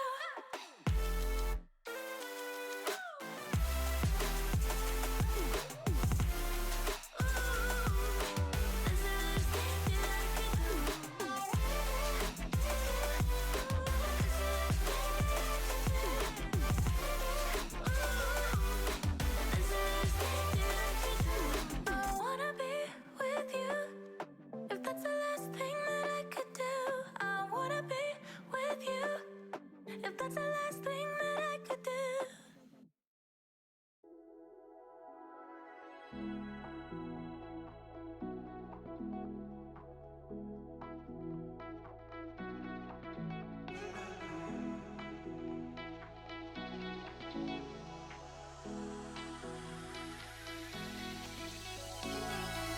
Cause those hazard lights can't stop me.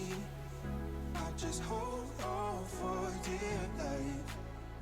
Yeah, I can't give up this feeling that I get when looking down from this high. Now with you, now with you,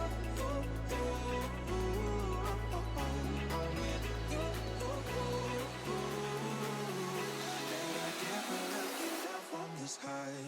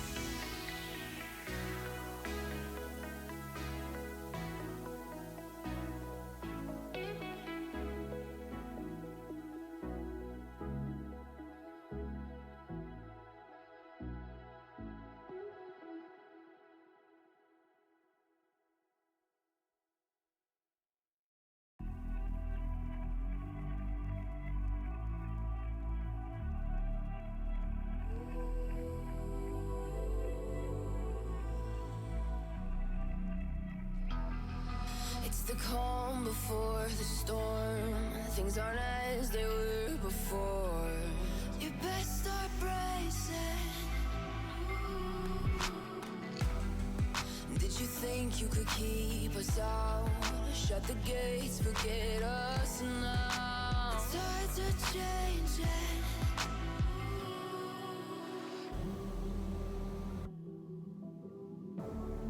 Can you hear the sound? Can't stop us now. We're not back in town, know what we're doing. Things are about to change, it's evolution. Voices shake the ground, you feel it moving. We're the revolution. And we are back, and finally, Riot Spectate doing us a favor, and everything is lined up nicely. Both teams still locked in the fountain here, and finally breaking free as we're seeing a potential fight. Nah, they're fanning out. So DZG actually maybe sending a couple members down in the mid lane might see something a little cheeky here. They do have access to the Descents coming out of Mag's Thresh here, but don't know if they're going to get anything. They might be looking for Batman if Mags goes for something super cheeky. I want to see the Flash. I want to see the Descents. Are we going to get it here? Anyway, I'm joined by Zexel, and if we don't see anything, I'd love to hear some of your thoughts on what we're seeing with the Runes and Masters coming out of either side. Yeah, I mean, we see the Predator like expected. I like to see the start, the Corrupting Potion Echo, just try to like get through the lane. It does mean that there probably won't be as much fighting. Which, and then we see obviously Resilient picking up the Dark Harvest, exactly what we need. Uh, the high damage lethality. But I was thinking about something while we're loading into game here. The Nico actually opting in for Electrocute. Seeing a little bit of a trade here as Chisa going in and a little bit of a slugfest up there in the top lane. But so Nico taking the electrocute here again. They did not take. I'm sorry, they took that again in game one as well. So how are you feeling about that similar choice? I mean, if we're looking at the team comp that Nico's going up against, I don't think that the electrocute's honestly needed. I think that we much would have preferred to see the glacial augment come out, just because even up against the Echo in lane, the damage reduction and the slows are just going to keep him locked down. And with how much dive they have with the Poppy and the Renekton coming out on the red side, I think that it's just going to basically keep the entire enemy comp at bay. And we do see a poke out of Thrash. Beautiful hook. Unfortunately, no follow-up there as Mags got the hook onto Induce, but did not opt to follow it up. I guess didn't want to be stuck in a 6-year bind by Morgana as MX and Potato here looking maybe to posture a little bit for that one, but didn't have the bind ready, just had the pool to drop and be annoying. And Chisa standing on the back foot of that top lane matchup here as Orange just able to trade so heavily into him. The one thing that I did want to get your thoughts on as we are heading into this one, as GVG took teleport again onto this Echo on a team comp that kind of wants to snowball a little bit. Do you think that was the right call? Yeah.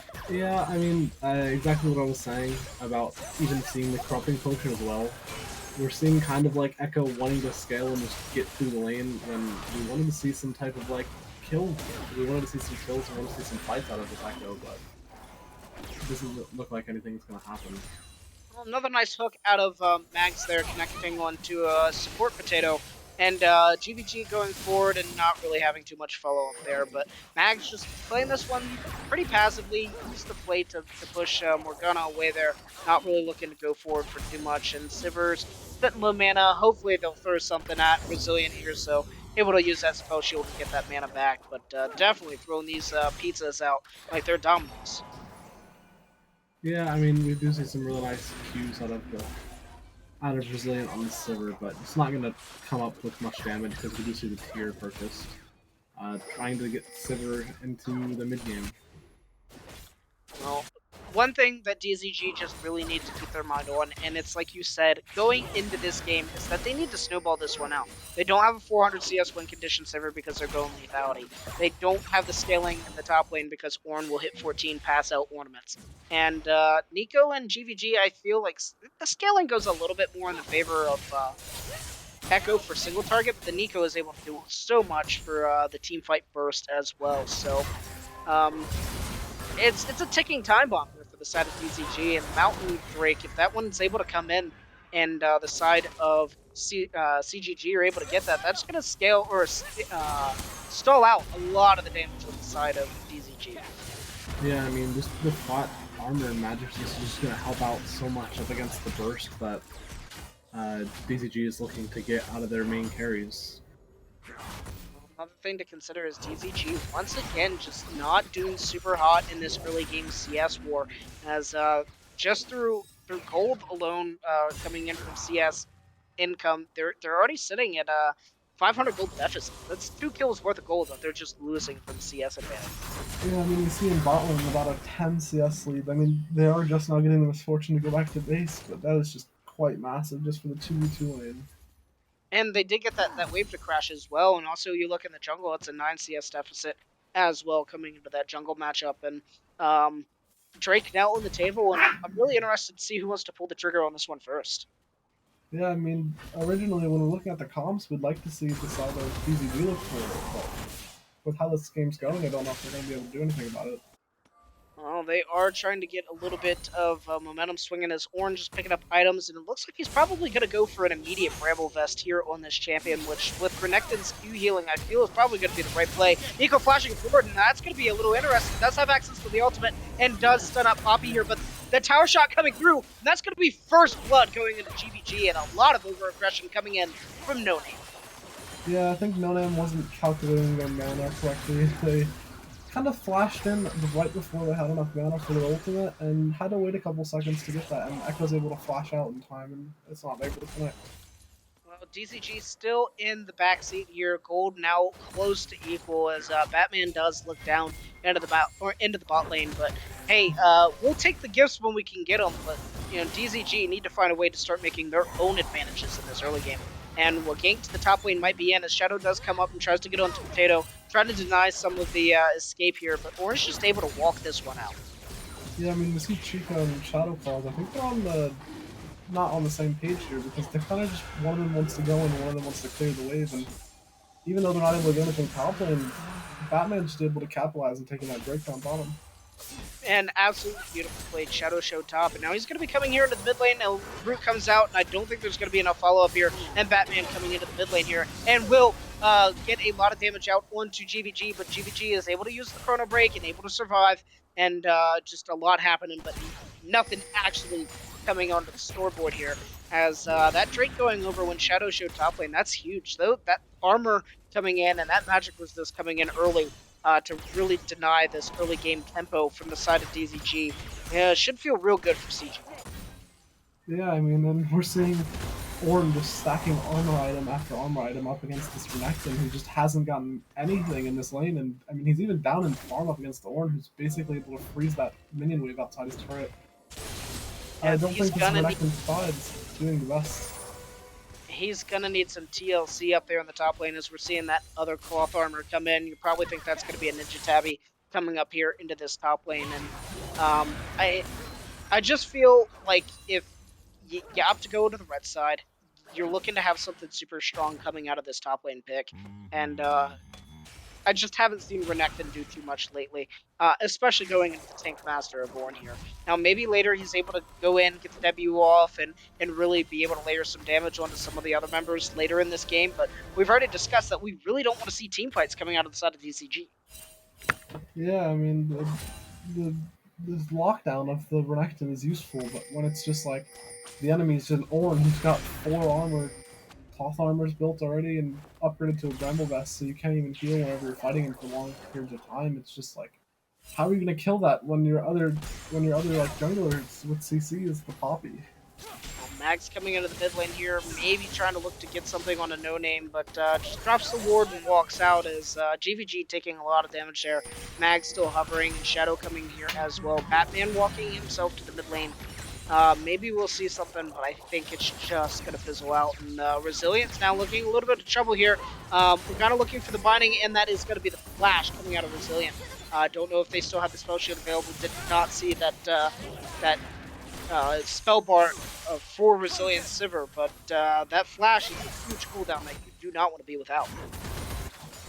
Yeah, I mean, when we see this bot lane practically a 2v1 and it's just a 20 CS lead for the Misfortune down there. It's just not going very well for the side of DZG. Well, Induced gonna step up a little bit and just instantly get the Black Shield. There's no chance for Dustins to even do anything.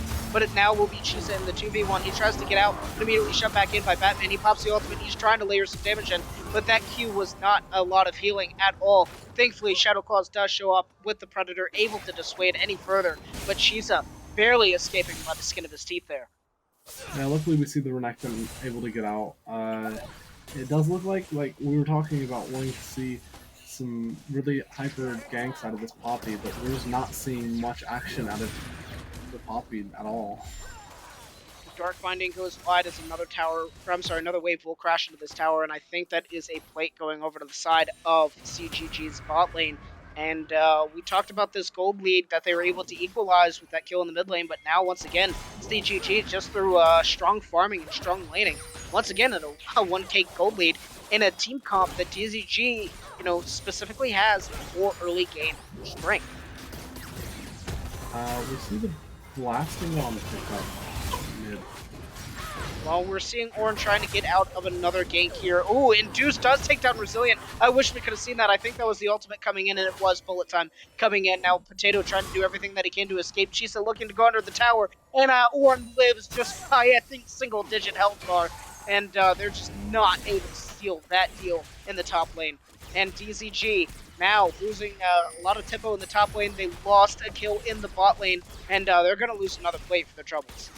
Yeah, this is exactly what I was talking about. That super tanky Ornn up in the top is just able to withstand the gank because the Poppy's not doing damage and the Renekton's just not able to get through that much armor. Right, and this man has both the Warden Steel and the Bramble Vest, and now it's going to be another gank into the mid lane as Hecarim does go in, does get the knockback, and it will not be any follow-up damage as the Parallel Convergence will get the stun onto Hecarim.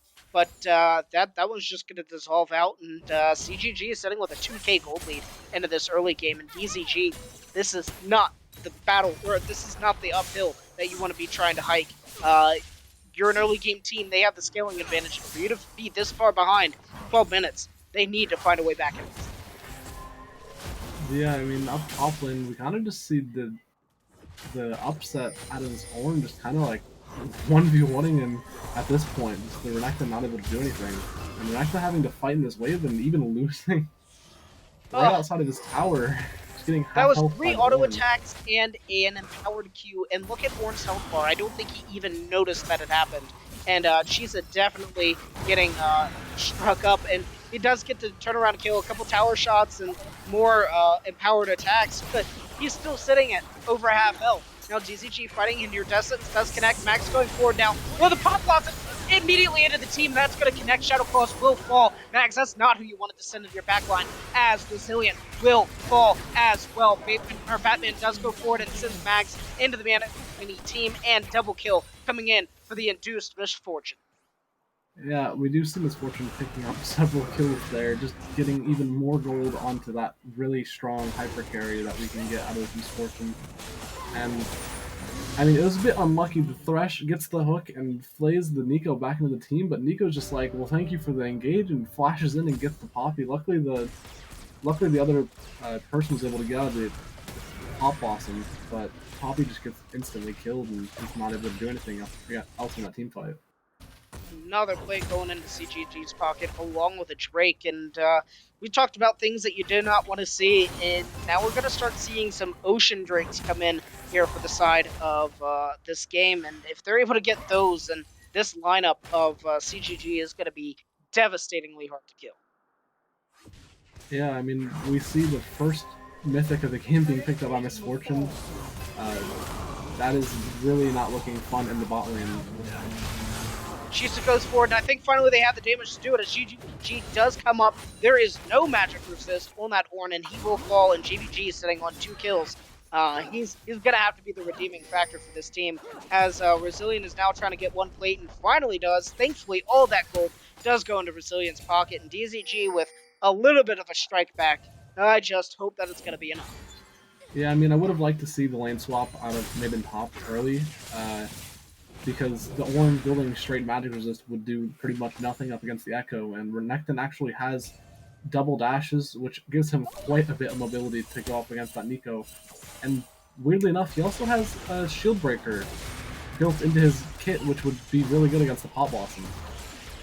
Well, we talked about momentum swings, and a big momentum swing here is going to be that Rift Herald. Fortunately, for the side of DZG, it's post 14 minutes. They won't be able to get too much knowledge. That was a great parallel convergence here coming out of the Nico. The tower still hitting, and now Shadow Claws comes down here as well. Shadow Claws unfortunately gets the kill because the headbutt into the tower shot will grant that one over to him. But that is DZG punishing an overextension there from No Name's Nico. Now DZG looking at a lot of pressure here mid lane, as that will be the Herald popped here, and 3 members strong for the side of CGG. The binding comes out, and I don't think more is going to come of it, but that tower is definitely going to be getting some love, and it's not very romantic there in that mid lane with the relationship between that tower and the Rift Herald. Yeah, I mean, down in that bot lane, we're seeing some very high damage numbers come out of this Echo with the Hextech Alternator pop. Oh, that is a beautiful hook here, as Max does connect with the support potato. The bullet time coming out now, and that was an immediate chrono break coming in from GBG onto the Hecarim ultimate, and CG Batman will fall, as GBG #1 with a beautiful play is now on a killing spree. Yeah, we do see a lot more damage coming through with Echo's passive, just being able to basically just instant kill both the Morgana and the Hecarim there, and get the follow-up to even chase down the Hecarim, and it's a bit messed up phase dive. Well, top potato now will be hit by a death sentence, and will it be death for him? He's trying to get to the wall and flashes out, and he does indeed. Now DZG will be in a position to put a lot of damage into this top tower. Unfortunately, Sivir does not have a lot of damage. It's going to be some time for the side of CGG to react. Root coming in, followed by the Ornhorn, and Potato Tomato will take down DZG Chisa, and they will be also able to defend this top tower in just a little bit of an overcommit without having the damage numbers to really take down this tower. DZG get quickly punished for their overstay. Yeah, they did overstay quite a bit looking for that tower, and does come to bite them in the butt. The hook just goes wide. Alright, well now we're going to see a little bit of a 2v2 here in the top lane. This is going to be both Induced and Potato Tomato in this top lane here, trying to pressure down onto that top lane tower. And mid lane tower getting a little bit of pressure as well, as it's going to be a 2-3 coming out of the side of CGG with a 2-2-1 coming out from DZG. So interesting mid-game map rotations here for either side. Yeah, as we see people start to get and pick up their items, we see the Blade of the Rune King on Renekton, which actually is going to help him tear through that Ornn pretty nicely. And we do see the Echo still not being able to get his base in to pick up what I'm assuming is the Night Harvester, which, I mean, does lower the mobility quite a bit, but it ups the damage when you're focusing several targets in a team fight. To the base now, and does still have access to the teleport. And Drake coming up in 18 seconds, and I think the side of CGG definitely won this one. Well, that's another good death sentence there, but it's not going to be followed up. Black Shield coming in, and a lot of this aggression will kind of be dissuaded here. Shadow popped the Predator and is looking aggressively, and the Drake is spawned. DZG starting this one up immediately. I think we're going to get some action. That is a good position. Oh, just kidding. Not even the bullet time needed. Induced on a Rampage, and that was just a lot of damage coming in from both the Nico and Induced on this Morgana. Mag's now in a very hard position here. Is just going to get blasted down, and the kill does go into Induced, who is now unstoppable. The 4 members strong here onto this dragon, and Ornn just happily pushing into the top side. Yeah, I mean, we see the Ocean Dragon basically just slow down the Thresh, and the Thresh is just not able to walk out. I was expecting Induced to just layered in a perfect bullet time over to the whole entire lineup there of DZG, but they're just able to blow up Chisa on that Renekton, and I don't even know if he got time to pop the ultimate here. And Potato's now getting hit by the Fort coming in and trying to walk this one out. It's 2 members on top of him. And he pops the Ornhorn, and I think he should be going down, and he did not get the chance to utilize the ultimate there, and he will fall. Chisa getting that kill for their troubles, and mid tower will fall. Tier 2 going down, and Juice picking up that one. And this game just super quickly falling out of DZG's hands. Yeah, it does look like the Nico damage is coming on quite quickly, and even that misfortune with the BF sword plus the Kraken Slayer is just kind of three-hitting everyone that is in their line of sight. Well, DZG need to find an opportunity to get onto this misfortune, certainly. They have the tools to do it. They have an Echo. They have Chiso and the Renekton, but they need the stars to align. Fortunately for them, objective bounties were available, and they were able to pick up 2 of those on 2 of the outer towers, both mid and bot lane. But uh, this is not a game that you want to be even in at 20 minutes. Yeah, I mean, we do see the Echo kind of coming to fruition in this game with the protobot being picked up. And the Poppy's getting a bit tankier, finishing off their Mythic, but I just don't know if they're going to be able to find the picks to get them through this game, because if this game keeps on scaling, the Ornat is going to come online, it's just going to be over from there. Another thing to consider as well is we've got another 3 minutes for the Ocean Soul to be available, and one thing that DZG has nothing invested in is Grievous Wounds. So if that Ocean Drink comes online, the Ocean Soul comes online, DZG is going to have to start indexing into a little bit of the Grievous Wounds to be able to equalize that, and that's gold that they cannot afford to spend. As we're seeing this, Nash started up almost at 20 minutes on spawn, and the side of CGG now popping the Ornhorn here in the top lane. It will not actually connect. The Shadow Claws was able to interrupt it, but Batman will get in there, will cause chaos, induce, dominating on this misfortune, and they immediately shift their sights right back onto the Nash. DZG not having access to a jump. Yeah, I mean, they do pick out the jungle, and if this Hexman is able to stay alive, it's going to be pretty free for them to be able to get this done. Well, DZG looks like they want to contest. Kisa here waiting in the wings, and that is a very low Batman. I think that was a heal forced out. No, negative. It was a smite for health. As now they're turning their sights on the Kisa. They're moving forward. Pop Blossom utilized. Flash forward. Resilient flashes out. And CGG try to put the aggression on just because Nash was burning him down, but they're not able to get anything, and DZG are able to stall out this objective. Yeah, I mean, we see Resilient hitting Q after Q after Q, just chunking Batman out, and just they're not even able to take on the Baron because he's having to smite just to stay alive. Well, DZG get a little bit more time into this game to try to figure out a way to come back. They need Echo to find the pick. That is 1,000 gold bounty on Misfortune. If he's able to get that in his pockets, it's going to feel damn good. But they need the stars to align for them for sure. Yeah, Now, we have a minute 30 on this. Drake, Nash still on the table. You have to imagine something's going to break in this game very soon. Yeah, I do like to see the Echo actually in the side lane with the TP up, because Echo is literally able to just 3-hit turrets with that E, and the Sheen being built into the Lich Bane coming soon. And we can see DDG actually not really able to get any pressure down on that bottom side, because they're just basically being out-tempoed in every other regard. Well, they are sending MXN Potato up into the top lane to clear out the wave.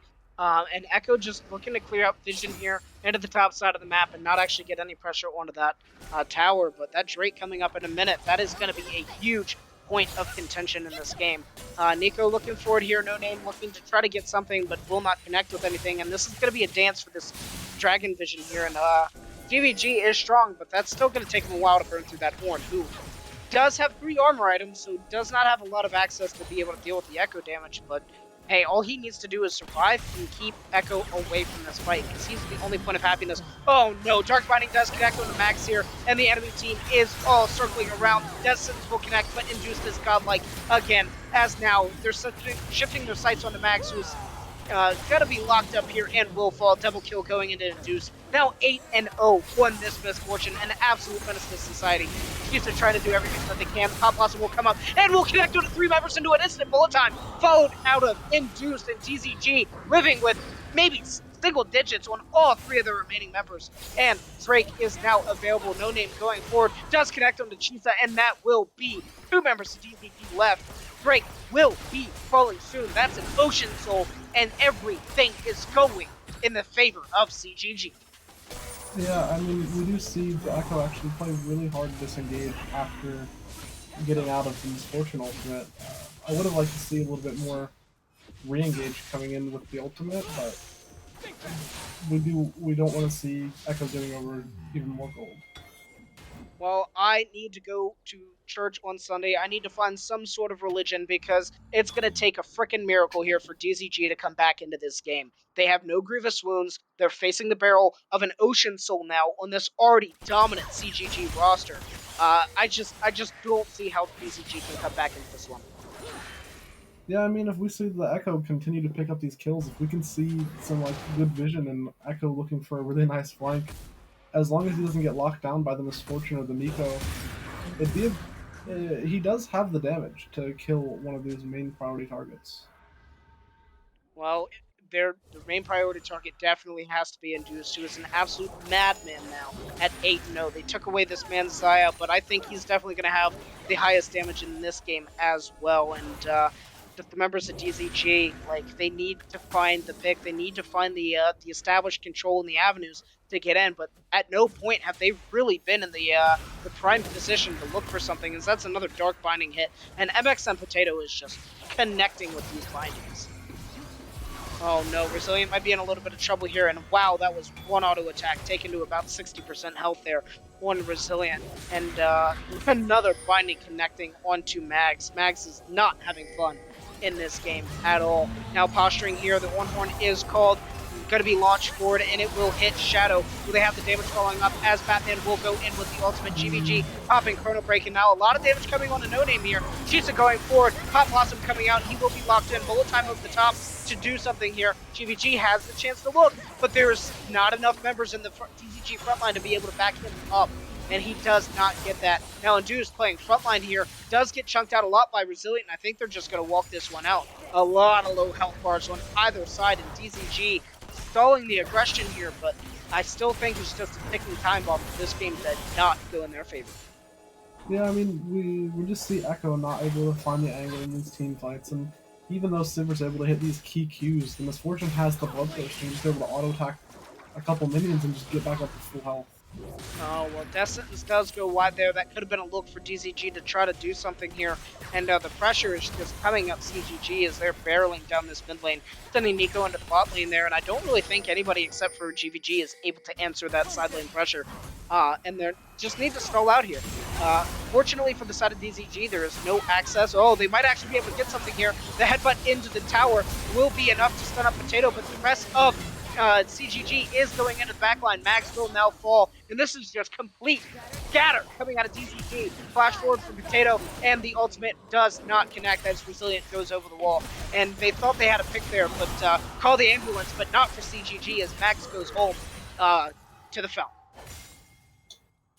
Yeah, I mean, even though we do see the Echo connecting quite a lot of abilities on his Ornn, the Ornn's just too tanky and healthy where Echo's just not even able to burn through the health bar. He's the only one dealing damage. Well, one of the worries that we had did come to fruition. Ornn is now 14, and Induced does get the first ornament.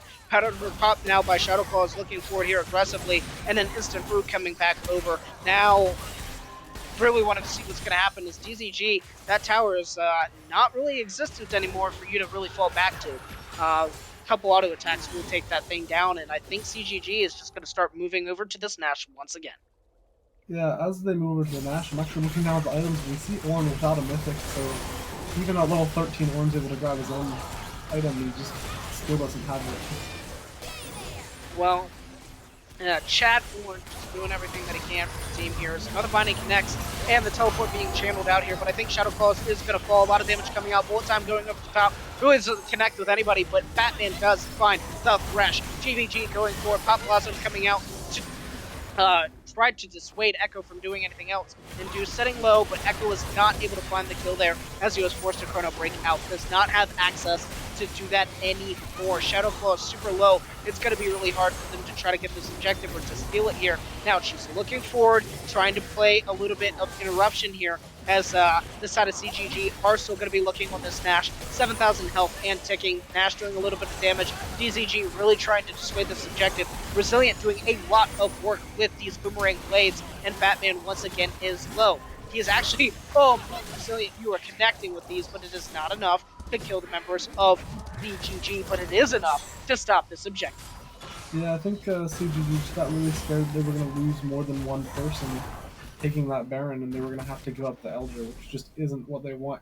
up against this Sivir and this Echo because they keep getting the key targets on the side of CGG low, and they're just not able to finish them with the Elder Dragon. I mean, they would just be dead. Oh, well, I will be turning on some game sound if we do get the Elder Dragon. I love hearing it. Now, unfortunately, just the way this game is looking, I'm not going to love hearing it blow up my DZG members here, but we are now 25 seconds away from this objective, and this is going to be a brawl. You cannot let this one go, as they're both jockeying for position. DZG will be picking up the Scuttle Crab. They got here first, and all 5 members alive for either side. Now, it's going to be a game of who gets hit by either a death sentence or a binding, and as I say it, Mags gets connected on again, but fortunately, not the follow-up here for the side of CGG. They're starting this up in Vision. They're just immediately going for it. Another binding connects. Shadow getting interrupted. Death sentence goes wide, and we should be seeing the Horn called here for soon. Flat Shield going on. GV2 looking to get into this pit, but Horn is playing interrupt as best as he can. The Horn does come out. Now it will be bullet time coming in. Max extremely low, forced to flash out here. This Drake sitting at 3,000 health, 1k health, and they will get that for the side of CGG. She says it's going to be low and pop. Induced is legendary. Now damage coming out here is Resilient. Does not have enough. I'm sorry, Resilient does have enough damage to take down CG Batman before he does get blown up by the Elder Drake. Now, CGG trying to get back into this. They do have the Ocean Soul really healing him up. Induce was like at 10% HP, is now at 100%. This mid lane tower you have to think will fall. This is going to be a devastating push here for the side of CGG. They are going to get this tower. Now they're going to set their focus onto the members. Oh my god, Resilient. Induce just absolutely eviscerates him. The Elder probably wasn't even needed there. Mid lane inhib will fall. Chisa down, Resilient down. That is going gold here for GVG. He pops the Chrono Break almost immediately, and I think he will be able to live. Chisa now, Shadow Claw is now in the back line trying to get some damage in. So some chaos here as the mid lane minion wave will not live long enough, and it will be CGG taking the inhib and leaving out, most likely. Just kidding. They're turning around once again here. Magpries throws the hook in, does not connect with anybody. Parallel convergence coming out, and I don't think GVG is going to follow this one in. And I think at this point you just back out, take what you get, reset, and hope for that Ash. I mean, they do still have the Elder Dragon up. They are kind of looking for the end here. Well, they make it. This Pop Blossom does not actually connect on the Chisa, but a lot of damage from Induce does. Elder Dragon just inches away from being able to connect here, and Induce sitting at about half health, but he's going to be able to heal that right back up. And these these minion waves are just eviscerating. Induce just pumping damage, and Shadow will fall. Induce, legendary, 12-0 in this misfortune. First Nexus Tower falls. That's going to be Fresh falling yet again. Double kill over to Induce. GVG doing everything that he can. He does go on a rampage, but it will not be enough. Resilient living barely, as it will be Induced at the front line. Chisa picking up that kill. Second Nexus Tower will fall. Health bars on the side of DZG super low. Resilient will fall. Potato Tomato will take them down. GVG, last member standing for the side of DZG, but it won't be for long as he falls. DZG going down. Their win streak broken, as that was a clean 2-0 from CGG. Yeah, it does not look like CGG needs the misfortune to take this game. The Elder Dragon is just enough with the Nico, the Echo, and the Orange to just kind of walk it out and end the game by themselves. Induce was an absolute madman in both games. The first one, he did it super sleeper style. You know, we were like, oh man, this Nico doing absolute work, and we look at the damage charts and 45,000 damage coming out of that Zion. And then game two, you could see it. There wasn't any sleeper about it. This man was just an absolute monster in this game. These damage charts, oh yeah, they tell the story. Look at that man's damage coming in with 36,000 damage. Nobody was even close to him. Yeah, I mean, something that we saw, probably a big misplay out of the side of DZG is just every single like objective fight that they were wanting to go for. The Echo was actually in the side lane, which Echo was their main point of pressure for these team fights, and we want Echo to be looking for these flanks, and if Echo's just spotted on the side wave while the objective's spawning, as we saw whenever they went for the Soul, they kind of just, or when they went for the Elder Dragon, CGG is just allowed to like start it, and they're just allowed to take it because they know their main carry on the other side is not even close to them. And what I really liked out of DZG game one is they were behind in the early game. They were super behind in the early game, but they found opportunities to come back with GVG's Victor. And unfortunately, they had a really bad macro decision where Potato Tomato was just able to go into the bot lane with the Aatrox and just shove in, and they just misplayed. They lost like 3 members, they lost the inhib, they lost the Nash, they lost the game. And in a game where they were playing for the late game scaling, it started to work in their favor, but in game 2 they just decided to change up the identity and go for a snowball. But at no point did they really have a strong position for their early game. The laning was just so much stronger out of the side of CGG this series. And unfortunately, just DZG, fantastic win streak, unfortunately came to an end, but CGG played really well tonight.